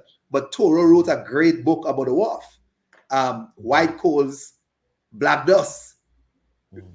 He has an excellent anthropological, historical account of growing up on the Wharf and the Steel Band movement and the characters on the Wharf. So Toro is in an excellent position to write, to author the book on Lew's contribution. But Toro have a very good book himself, and it's one of those books that all of us. I have a copy. In fact, I was not in Grenada, and I sent to ask a friend to make sure and go to the lounge and buy my copy for me. I lost it, Toro, so I'll have to return to you for another copy. But tribute to Lew. Tribute to Lew. I just thought you'd give me the moment to pay my tribute. Absolutely. Indeed. Yes, and sir. Also, permit me a quick second to pay tribute to Lyndon Victor.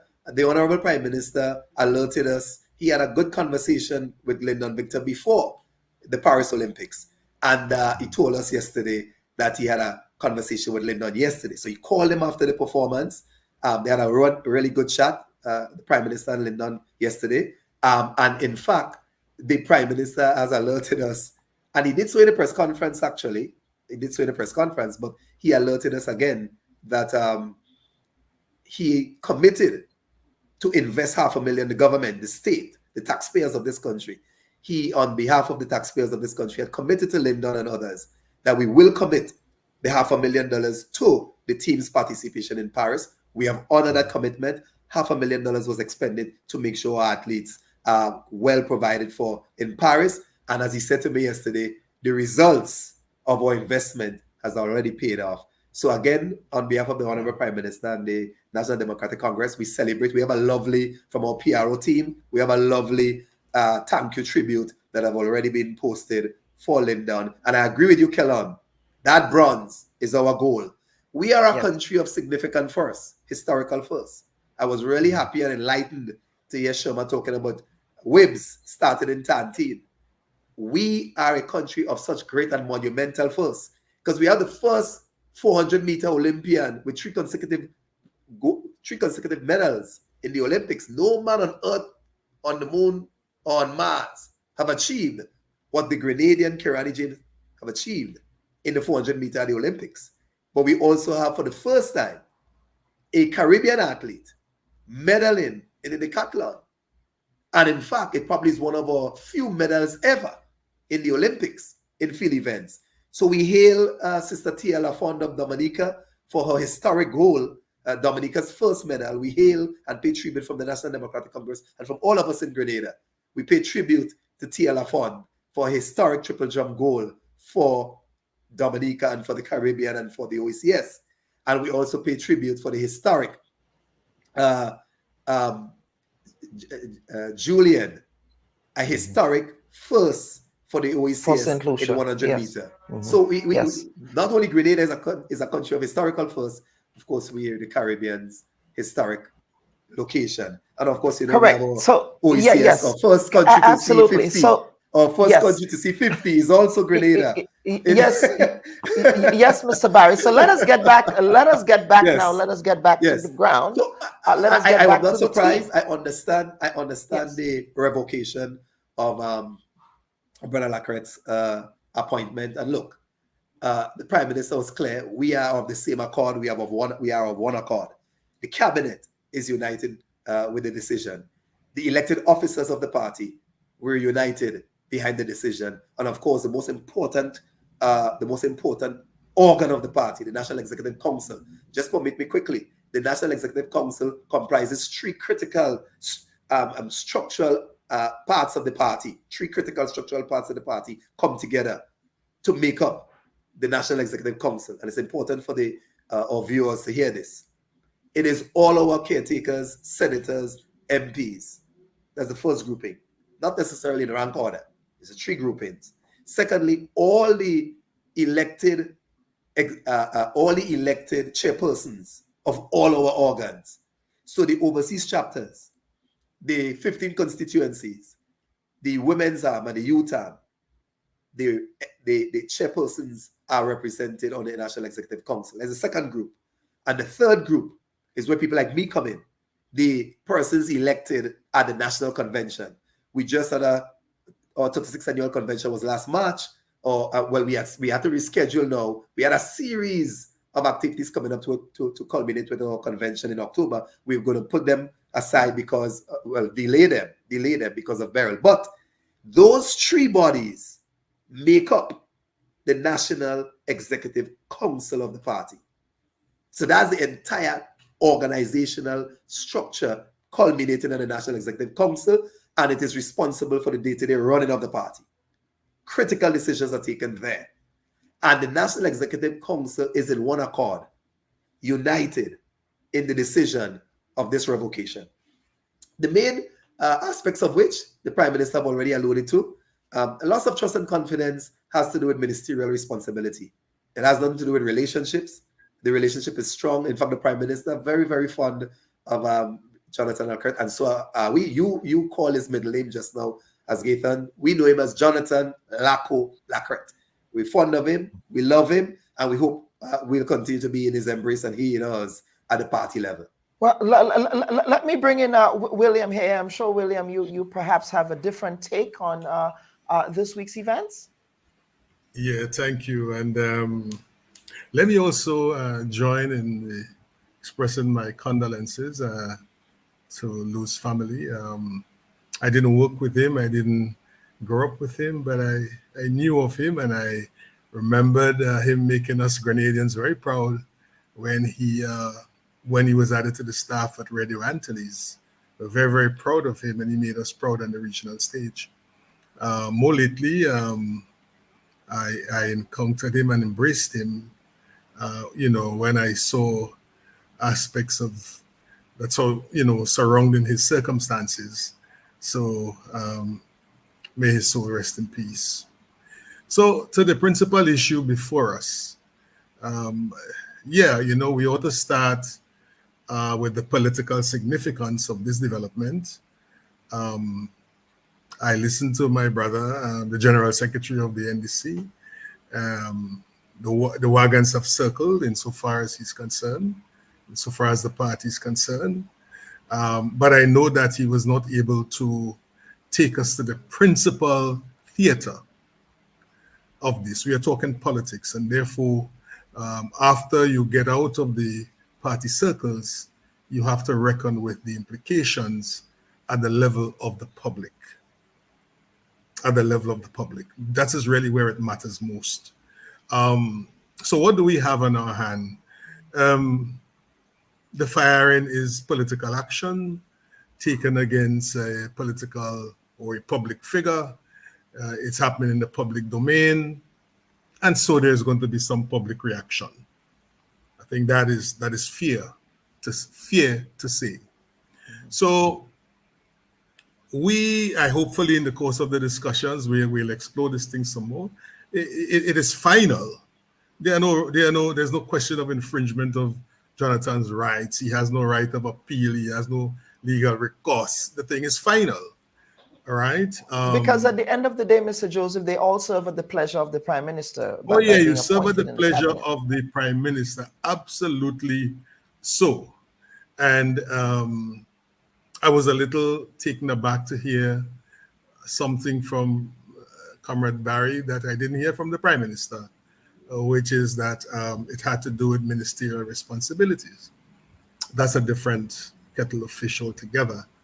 It's very interesting, and perhaps we ought not to push it further than that. Perhaps we can leave it there. I think it is safer to leave it there at that, because otherwise we might open the thing and get into some choppy waters. But I am very, very concerned that we look at the thing, some of the political dimensions of the development. You know, in your intro, you demonstrated and you spoke to it, Jonathan's role in the campaign. When we met him in the campaign, I didn't know him before. We met him as the voice of conscience in the campaign. And I expected him to go in the cabinet when he was so appointed and be the voice of conscience there also. Otherwise, he would be inconsistent. I am told that, and he evidenced this by his utterances and so on, and his prayerfulness and so on, as a deep man of faith. So in a sense, and I will stop after this point for the time being, in a sense, what we had from the very beginning, two gentlemen, Deacon Mitchell, who was a professional hearkening to a revolutionary. You remember his invocation of Morris Bishop at the Tempe rally. And then you had Jonathan, a preacher, hearkening to a redeemer. So you have this tension, I'm dramatizing it, but it is serious, between a man who was evincing a revolutionary, some degree of revolutionary fervor or interest, and a man who was talking about a redeemer. And the politics, it perhaps requires both influences, except to see that they must be well and carefully managed. So I will stop there, and I'm sure we'll explore other ground.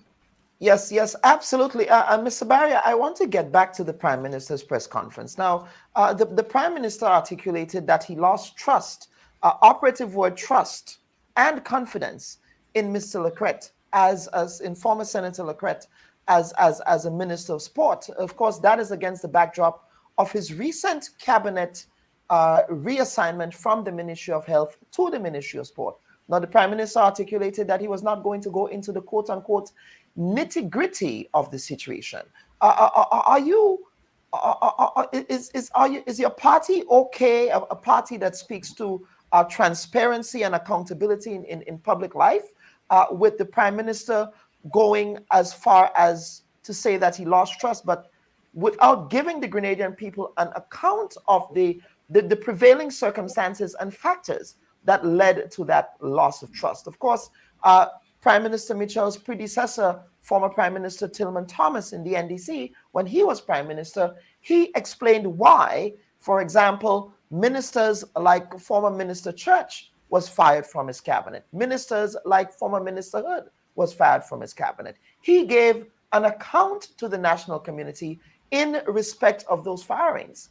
Why then should we have confidence, or why then should we not want to press the Prime Minister in respect of giving us more details around the circumstances leading to the dismissal of Mr. La Crette? Well, the media is quite open to pressing further. You see, there is nothing that prevents the media from pressing further. So that's the first thing. Secondly, we standing on very hallowed ground when we talk about the role that NDC has played in the elevating of transparency and accountability in public life in this country. In fact, it was the very Tillman Thomas, as Prime Minister, who led the charge for the repealing of the libel, criminal libel from our law books. He, former Prime Minister Tillman Thomas, was opening the door for Kellon, the Bubb Report, and others, mainstream and social media, to have latitude to probe. So the probity that you seek from the Honorable Prime Minister, the door is not closed on seeking further information for reasons that you may think is necessary. Except further information was sought at the press conference and it was not given. So I'm not too sure where you're going with this, Brother Barry. But let us get to the substantive issue here. A minister was reassigned from one ministerial portfolio to the next. He has not been there for a long time. That cabinet reshuffle happened recently. And now the Prime Minister is saying that he's lost confidence in that person, and he has not given us any rhyme or reason with respect to why he lost confidence and trust. What were some of those prevailing conditions that were happening that caused him to lose that trust? Have you been having that conversation with your leader? We have that conversation and we are satisfied. That is why I said first and foremost, we are in one accord at the National Executive Council. We are in one accord at the Elected Officers Council. We are in one accord at the cabinet level. We are in one accord comprehensively. Loss of trust, and I sense, William, uncertainty about venturing further into my commentary on ministerial responsibility. Well, we need not fear going further on the presentation and my introduction of ministerial responsibility, because the Prime Minister himself has advanced that it has nothing to do with party. And that's why when the journalists ask, how could you have him in the party if you lost trust and confidence in him? It is, first of all, a professional conduct of the Prime Minister that sets out, we're not mixing apples and oranges. The person, Jonathan, I as General Secretary, have the greatest admiration for our work since 2021. If I tell you the hours of work we have put in to re-establish a branch that was not fully formed for the last 2 decades, not fully formed. Today, we are one of the most well-functioning branches in the 15 branches of the party, St. George's Northwest, thanks to the efforts of yours truly and the efforts of the current chair and Brother Lacko. We are one of the most well-functioning branches. For the first time in almost 2 decades, we have an elected executive. We have a membership of 30 plus. And that is why you do not mix apples and oranges. His work with the party and his work on the ground, exceptional. Secondly, ministerial responsibility speaks for itself. You take a note. The Prime Minister said he lost confidence insofar as the minister has nothing to do with party. We're strong, we're united. 2, we are not the party that many in the media and many in the public have come to prefer. Many have come to prefer a party that washes dirty linen in public, that have 4 and 5 little groups that was disclosing and divulging. That is not the party of Deacon Mitchell. That is not the party of a leader. I mean, one of the greatest, I have been around the party, Kellon, you and I started in early days. I have been around the party a long time. I pay homage to all our leaders. I had a great relationship with every former leader of the party, the current leader and all former leaders. And this is a leader that has embraced the role of party leader to the greatest degree and have driven us to perform professionally and to engage in serious organizational work more than any other prior leader of this party. He brings the party along. We have one of the most fascinating attributes of this leader who has engaged the party, especially elected officers, in significant collaborative work with members of the cabinet, never seen before.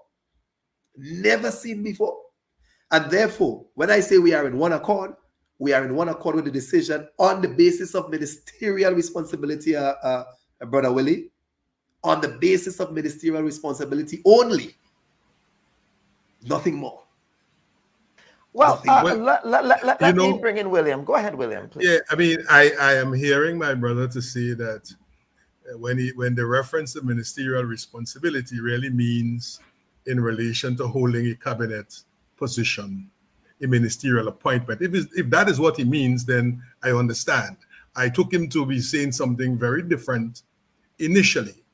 But let me say this. The demise of the revolution taught us a basic lesson. It taught us many. But one of the lessons was that there is a relationship between party and government and vice versa. And when you take an action at the level of the party, when the party is in office, it can have implications for the government. So similarly, when you are in office and you take an action at the level of the government, it can have implications for the party. And we saw that in the case of the Congress between 2010 and 2013. Am I not right? We saw that. Action taken on at the level of the government by certain MPs leading to certain consequences for the party. So that we can't separate these things, right? Yes, they have their own characteristics, but they are really inseparable. So I think we need to, let me frame it this way. I don't know that it is safe for us to sing the song that, listen, the organs of the party are united. I expect that. I think the public expects that. But I'm happy to hear that. I'm happy to hear that because you see, this NDC that we have today is an NDC that consists of different elements. There is the original NDC core, people like me, and Tillman and so on, 1978 people. And then there's a Victor cohort, and now there is a Deacon cohort. So the evolution is a good thing. It's a good thing, except that one needs to find, hopefully, that the values and principles continue to stand. So that is very important. Now, I made a point about the impact in the public domain. Why? Because when you take the action and you have the authority to do so, nobody could contest that, whether you give reasons or not. And in fact, you need you have to face it that if you don't give reasons for taking action in the manner as you've done, then the public is entitled to ask you for reasons. And you may or may not give reasons. If you don't, then the public is entitled to draw its own conclusions. Which take me to this point, that in this politics that we are involved in, one of the fundamental requirements, in my view, is that we must know our supporters. Because outside of those formal organs of the party that have circled around the wagon, you need to have a circling of the supporters around it. So who comprise the supporters? What do we know about them? I think over the years we have arrived at a position that the typical ND supporter is a sensible Grenadian, interested in information, has the ability to sift things himself. He's interested in fairness, he's interested in transparency, and so on and so on. So you have to reckon with how this thing is likely to play with different constituents within the NDC's immediate support family. You may not at this stage be able to answer that question, but I'm flagging it because it would be premature to celebrate where you're at unless you've walked the ground and have come to a position as to how, in fact, the supporters, on average, or the different demographics within your support base react to what has happened. So perhaps it's a piece of work to be done. But for the time being, we can settle on it. I myself, being an old hand involved in the party stuff, I'm happy to hear that the officialdom in the party is quite comfortable. That's fine. That's fine. But there is more to be done. Mm-hmm. Now, let us get into a number of the issues. I really wish I attended the press conference, but last week we were celebrating a family reunion of my Kingston family of Pomrose in St. David, so I did not have time to attend the press conference. And quite frankly, I was hoping for a much more better, well-researched questions at that press conference and much more structured questions, some questions that were not asked that should have been asked. Because under the stewardship of Minister La Crette in the Ministry of Sport, we again have been hearing allegations that he has expressed concern about the management of the board of the Grenada National Lotteries Authority. He has expressed concerns in respect of the management of the athletic stadium, in respect of events that have been held there, against the backdrop of the new track that was laid.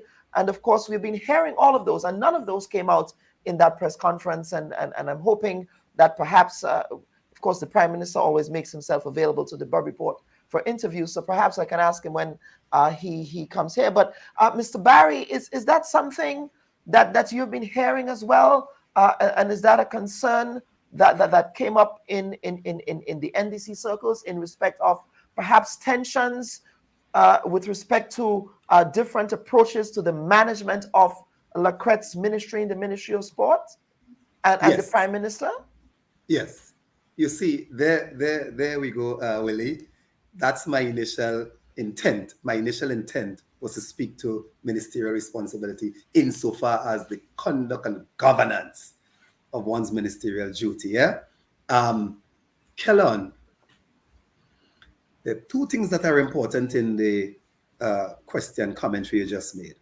Firstly, it must be part of a line minister's role to engage in review and receipt of information around statutory bodies under your purview and those that have responsibility for the implementation of the government's manifesto.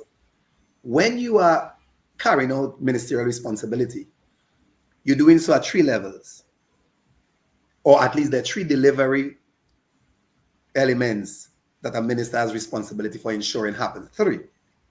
Delivery element 1, I call it the 3D of governance, 3D of governance. First of all, your commitment and your contract with the public contained in your manifesto. That's 1. You have to deliver those.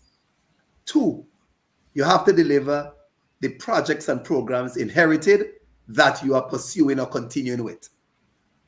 And 3, you have to contend with and deliver on emerging issues. Those are the 3 Ds of development, of governing.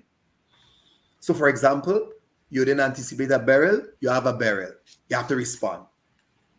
So when one takes that look, a minister will have responsibility for engaging in the role of statutory bodies, committees, organizations within their remit, those that are in receipt of government transfers, those that bring in money to the government coffers, whatever fall under your remit.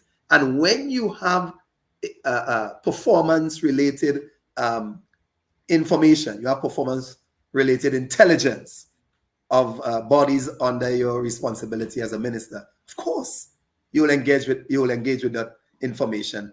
And your next responsibility is to process it, then to exercise your role and responsibility as minister in receipt of that information, and then you take it further to your cabinet. And at the cabinet level, you have collective responsibility.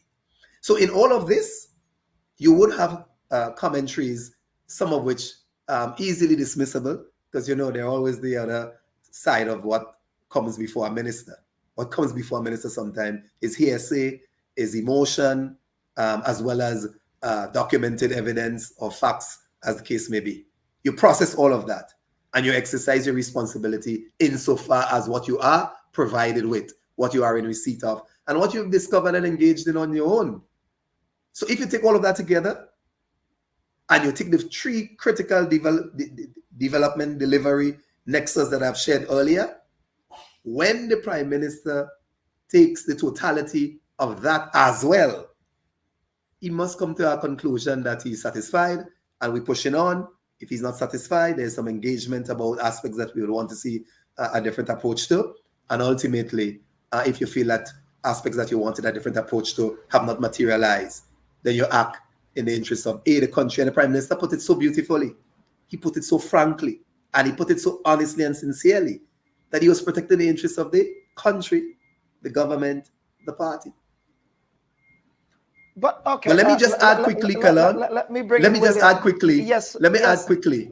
Brother William made some important observations, very important observations. But I want to clarify, it is separable. He said that the Victor 1978 Tillman William group and so on, you have to manage these cohorts. We have moved to a very seamless building of a united NDC.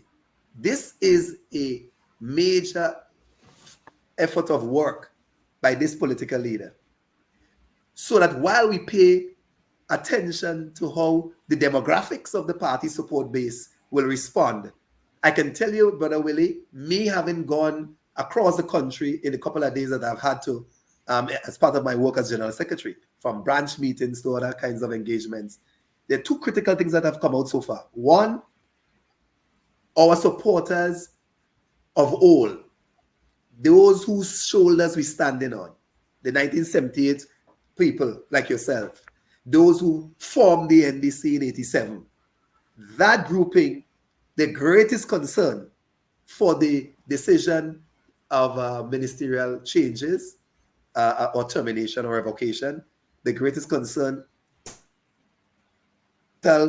changes, they're not concerned about that. What they want is to ensure that we are united in our decisions, because they understand the deficits of the NDC in that regard. So across the board, the people that has kept the NDC going, the people that never turned their backs on us in 1999, the people that never turned their backs on us in 2008, those who never turned their backs on us in 2013 and 2018, are the ones who we rely on to keep us whole. And what they're saying to us is, ministerial changes are every day, everywhere. You had scores of ministerial changes and revocations in the past. So it is not that as an issue for them whatsoever. Are we in one accord with how we are building this country and transforming? The answer is yes, and they're happy. The younger demographic, those who are now saying we are going to be part of the NDC because we want to see Grenada built in the manner that this NDC and the past NDC have been building Grenada. No corruption, strong strengthening of institutions, strong protection of workers' rights, strong minimum wage growth, strong income growth, strong environmental protection and management. Those young people today, what they are asking is the critical question you ask, William, which is, what does it mean? So we are explaining what it means. And what we are explaining, William, is this, that a revocation is not division. That the revocation knows no relations to those revocations and tremors in the past. Why? Because in 1992 and in 2010, so the 92 to 94 and 2010 to 2013 that you so quite rightly alluded to, that have cost us. This time, what occurred then had a lot to do with party and government divisions. What you have now is government and party unity. That's the distinctive difference. That's Well, the let us, absolute premium yes, that Mr. makes Barry, this yes. a normal act. Let us a give, normal let act us give, in the course let of us governance. let us give Mr. Joseph a chance to respond, please. Yeah, I mean, Larry, I know, you beat at us, you beat a pan in the panyard. I mean, so I hear you, and I understand. Of course, I know your gift, and I understand. What it is that you're communicating at this point. But let's back up a little bit. The British elected a new government a couple of weeks ago. And when the Prime Minister had composed his cabinet and faced the press for the first time, he said a couple of things, one of which was that he said, this government, these people you see, we are prepared for government. We are prepared for government. So in your essay a while ago, when you talked about the whole setup and so on, I mean, outside of that, of course, I knew it. Ministers need to understand what cabinet government is all about. When you see a statute, you read a statute that says the minister appoints, you have to understand, but you see, you wouldn't know so implicitly. Somebody has to hold your hand and tell you, hey, you know how this thing is interpreted? It means minister in cabinet. You have to go there, right? So you can't presume that because the statute says minister, that you have the power to do this and do that. So let's work with that a little bit with this lotto issue on the basis of allegation. Remember, we are not saying that it is fact. But an allegation has come in the public space regarding lotto. And when I heard of it, and I heard that the Prime Minister had intervened to put an end to it, I said that is the correct action, procedurally. But you see, the thing does not end there. Because of the nature of the allegations, and remember, when we are talking lotto, we are talking public money. That's not the NIS, where you have employers and you have labor and so on and government. Lotto is public money. And therefore, the chief custodian, in terms of the accountability for public money, rises to the level of the Prime Minister. Not the line minister, and after the line minister, the Prime Minister. So in my view, remember, I'm expressing my opinion on an important issue, albeit an allegation at this stage. So an allegation comes to the floor regarding impropriety and so on or whatever at lotto.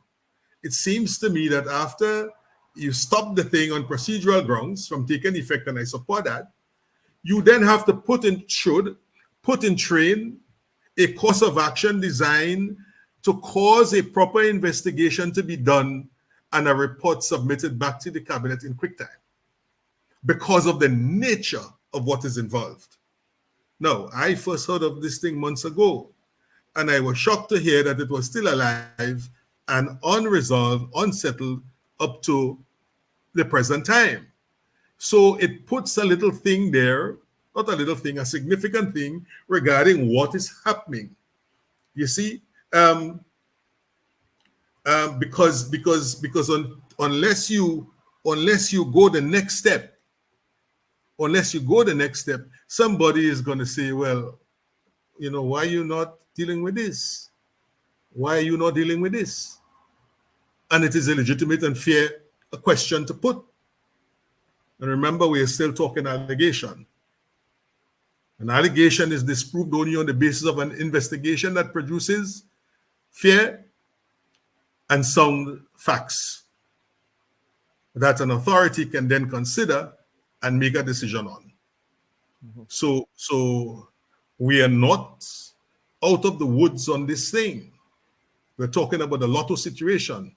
We are not out of the woods, and we are still as public now wanting to hear that an investigation has been done, this is the report, and this is the course of action that a responsible and accountable government has taken.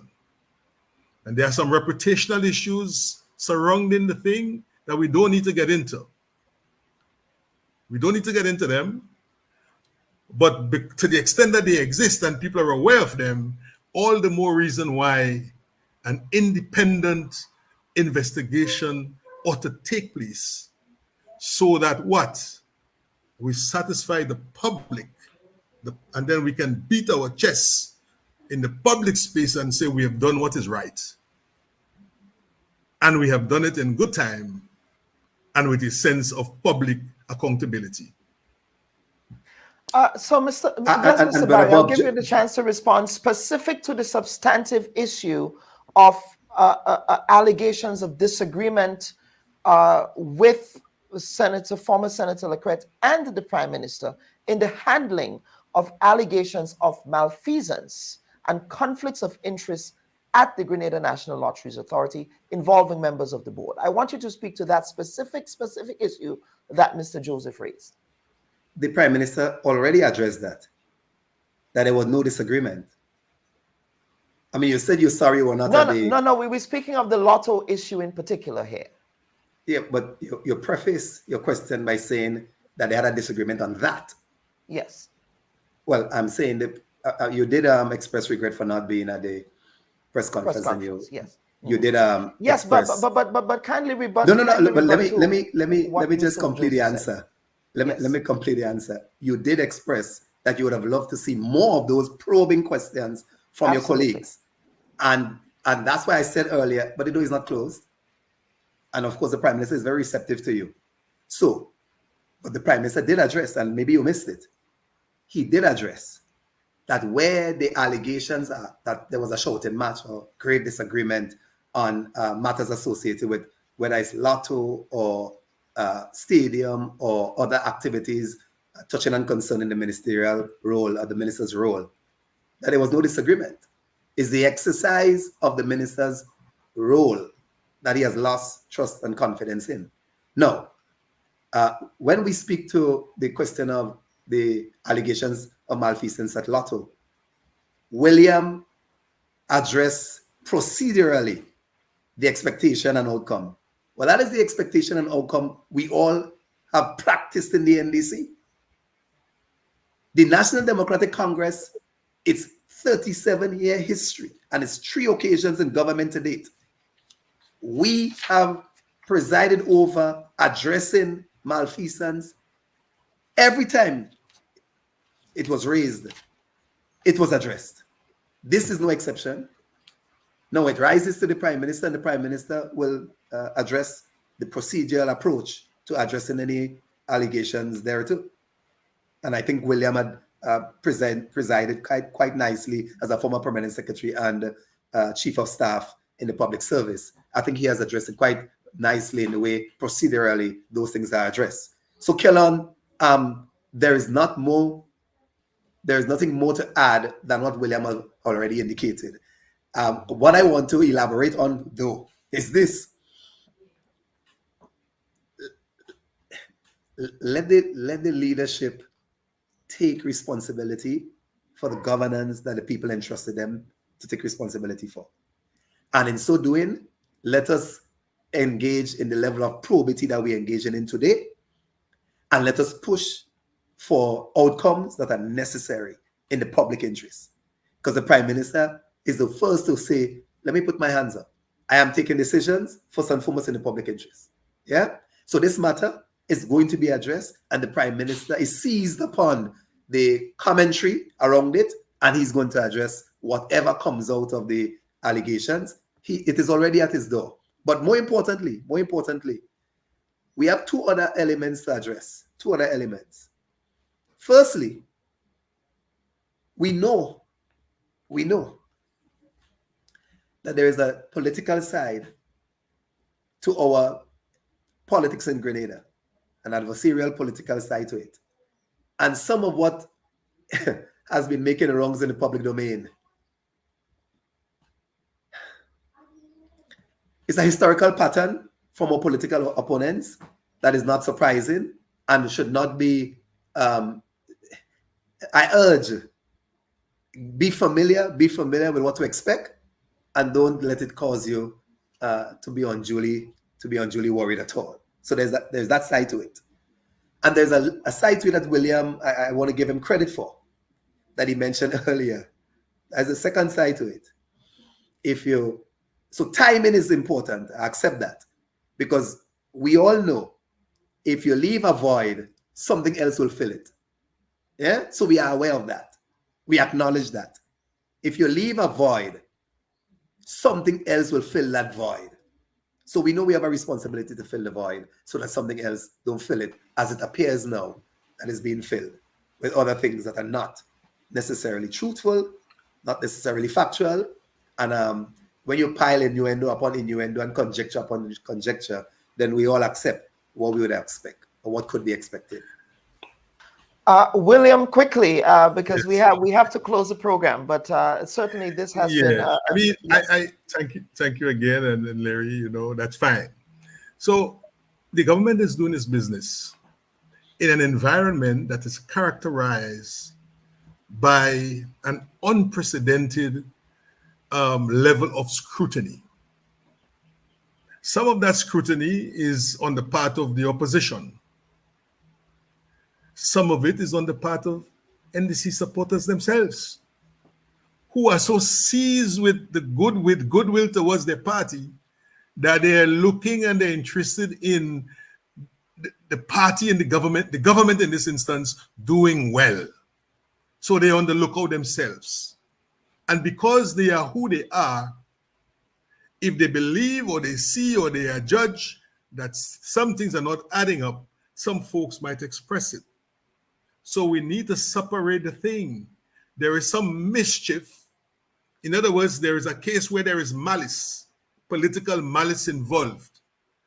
But there's also a case where the scrutiny is not about malice, political malice, is about political concern for the well-being and the longevity of the administration itself. So it's a context point I'm making. The other thing is this. I hear all this talk about leak and leak and leak. But those of us who followed state affairs in the last number of years, when you hear about leak, the leak is what? What is it understood to be? An unauthorized divulging of sensitive information to third parties aimed at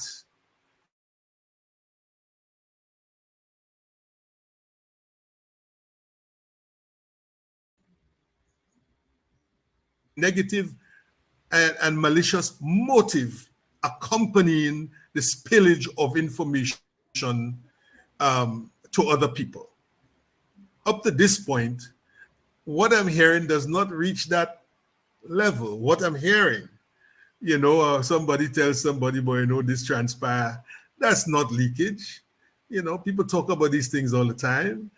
Somebody is demonstrating a certain kind of attitude. That's not leakage in the traditional sense of it, because there's no breach of confidence there. There is no divulging of security information or even of cabinet deliberations on the face of it.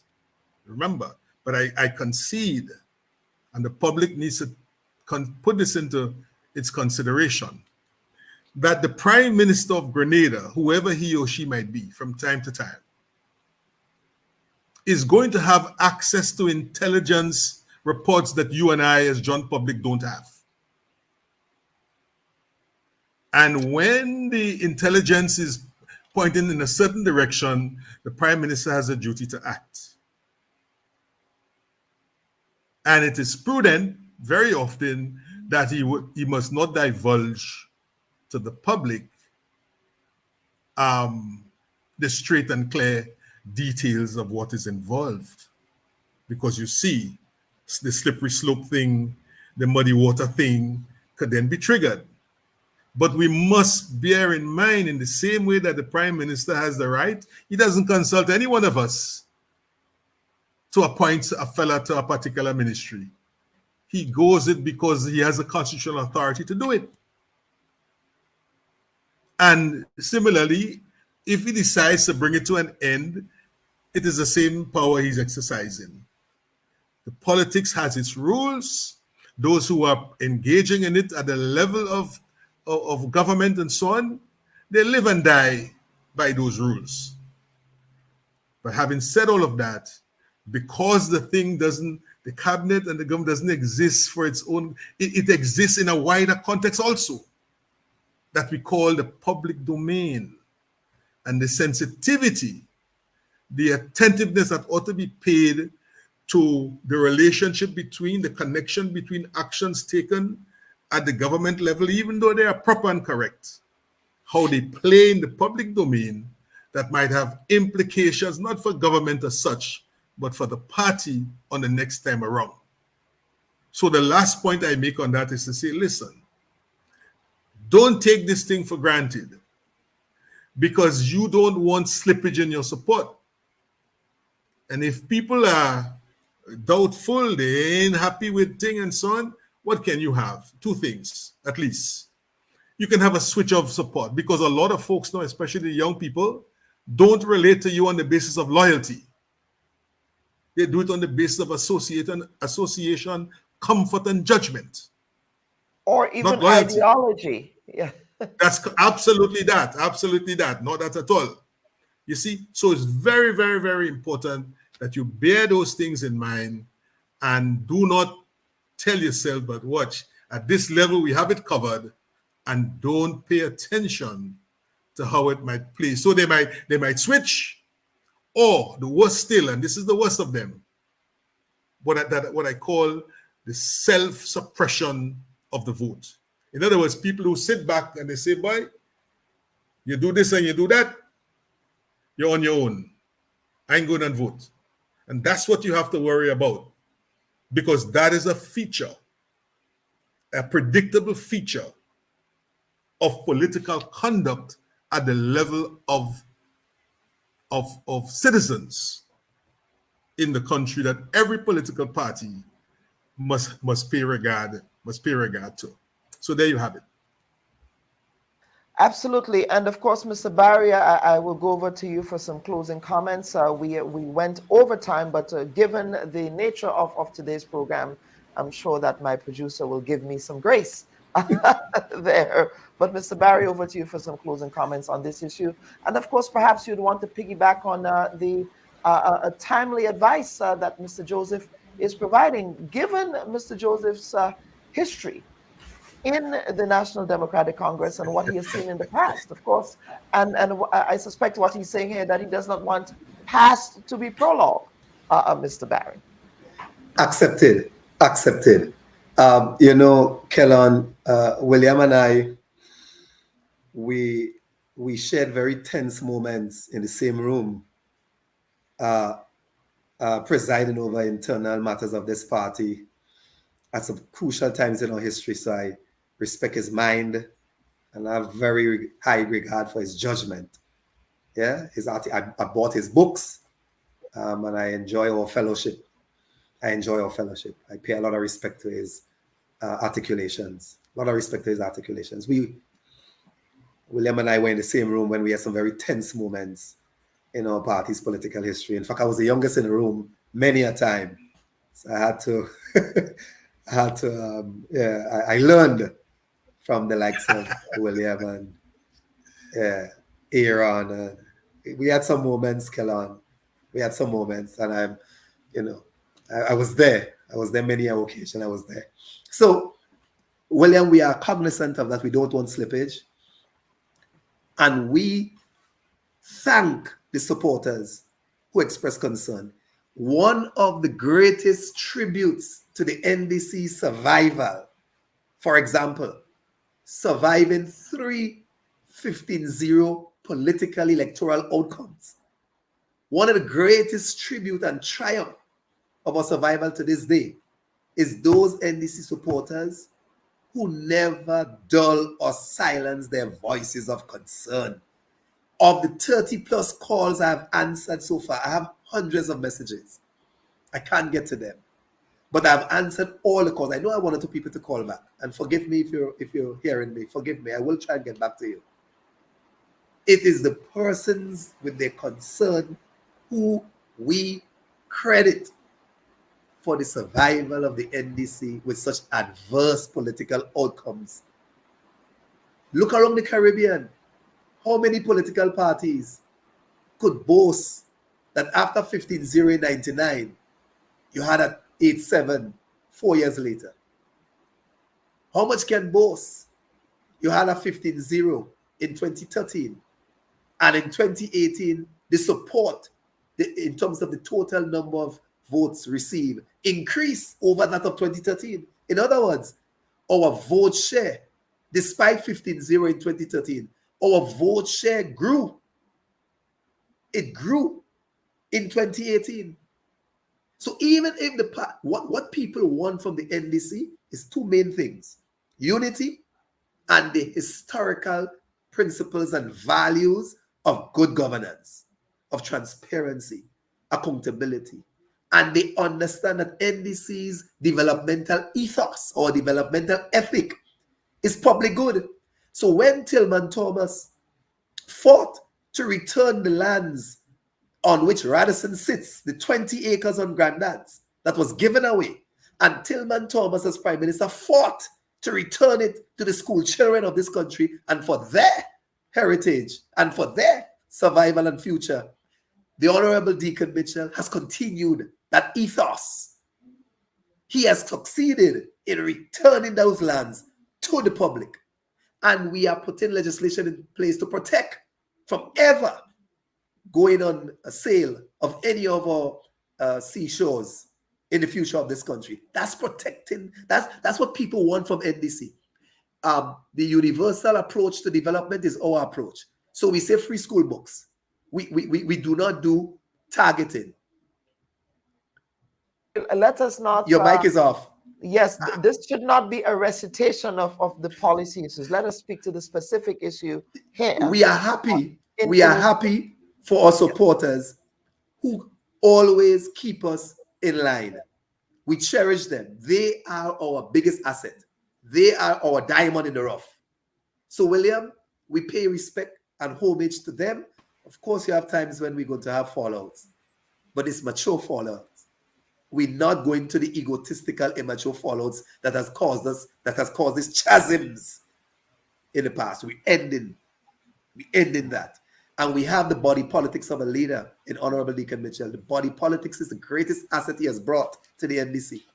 And that politics is what we're taking forward to keep us united, strong, and whole. So, Kellon, we appreciate the opportunity to engage on this matter with you. I see your program is growing. I'm happy to have been here. I'll be back, of course. We have a number of developmental topics to discuss. I'm looking forward when you will invite me to discuss our manifesto, how we have performed on our manifesto so far. I'm looking forward to be invited, how we are performing with the inherited governance that we have inherited and delivering on, and those emerging development matters and challenges, and how we responded to them, especially our Prime Minister's leadership on climate change in light of what we experienced with Beryl. So I'm grateful for the opportunity. The party is grateful for the opportunity. We are thankful for all the probity. In fact, let me give you this final story.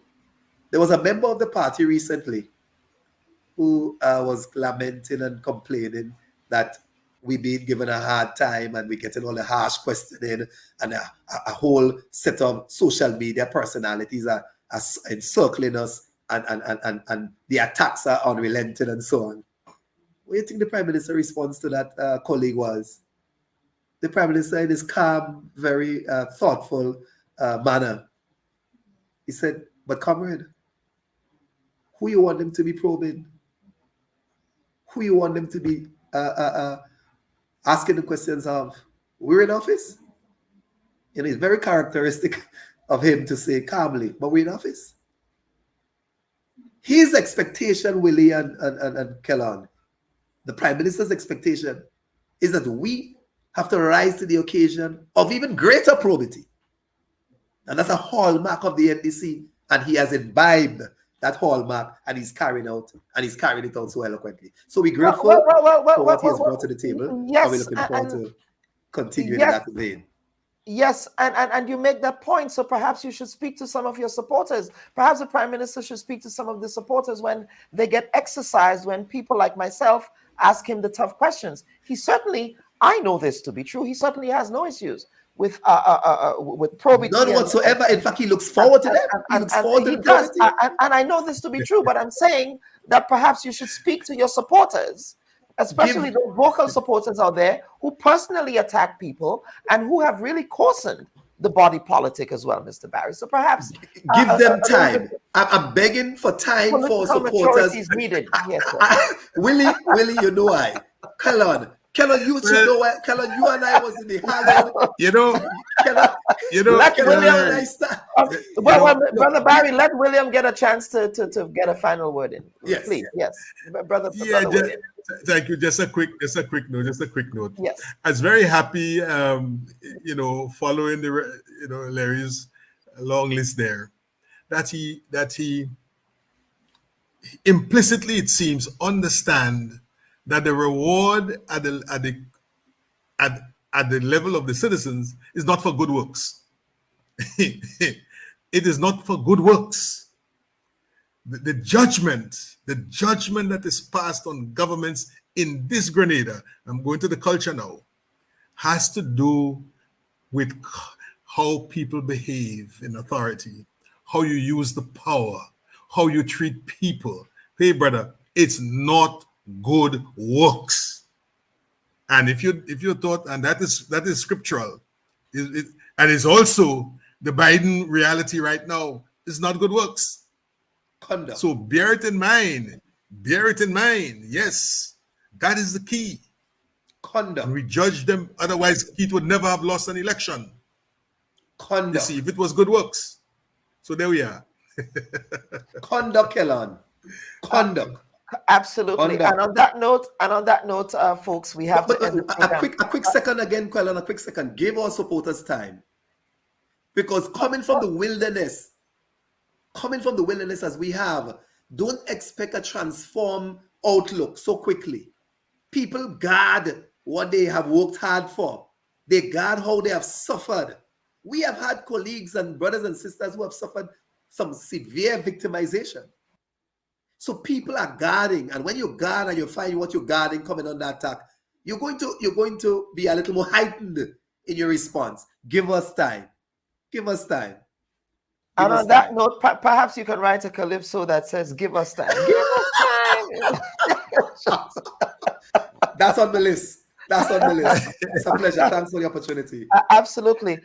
Viewers and listeners, Mr. William Joseph and Mr. Larry Barry, of course, Mr. Larry Barry now serves as the General Secretary of the National Democratic Congress. Both the gentlemen offering commentary on the recent firing of a former Minister of Youth and Sport and former senator in the upper house of Parliament, Jonathan La Crette, whose dismissal was announced last week by Prime Minister the Honorable Deacon Mitchell at a press conference, without going into very specific details about why he lost trust and confidence in Mr. La Crette, but indicating that Mr. La Crette continues to serve as a member of the National Democratic Congress. Viewers and listeners, today's program has been a long program, but I thank all of you for staying with us. If you have not had an opportunity to share this week's live stream, please ensure that you do so that others can have an opportunity to engage with the content that we presented today. And again, finally, I wish to say once again, on behalf of the Bubb Report, I wish to extend my deepest and sincerest condolences to the family of the dearly departed Lew Smith, who made a significant contribution to the media, cultural, and panorama and steel pan landscape of Grenada, Carriacou, and Petite Martinique. We thank him for his service, and may he rest in eternal peace. I'm your humble host, Dr. Kellen Bubb. We will see you next week for another installment of the Bubb Report. Take care. Bye-bye. Hey everyone, thanks for checking out the Bubb Report's social media pages. If you'd like to get more videos, show highlights, and watch our weekly live show, follow our Facebook, Twitter, and Instagram pages, and also subscribe to our YouTube channel. You can catch repeat episodes on Wednesdays at 4 and 5 p.m. respectively on CRFM Radio and GBN TV in Grenada. We are also viewed on Sundays at 8 p.m. on WPG 10 throughout the Caribbean. Thanks for watching.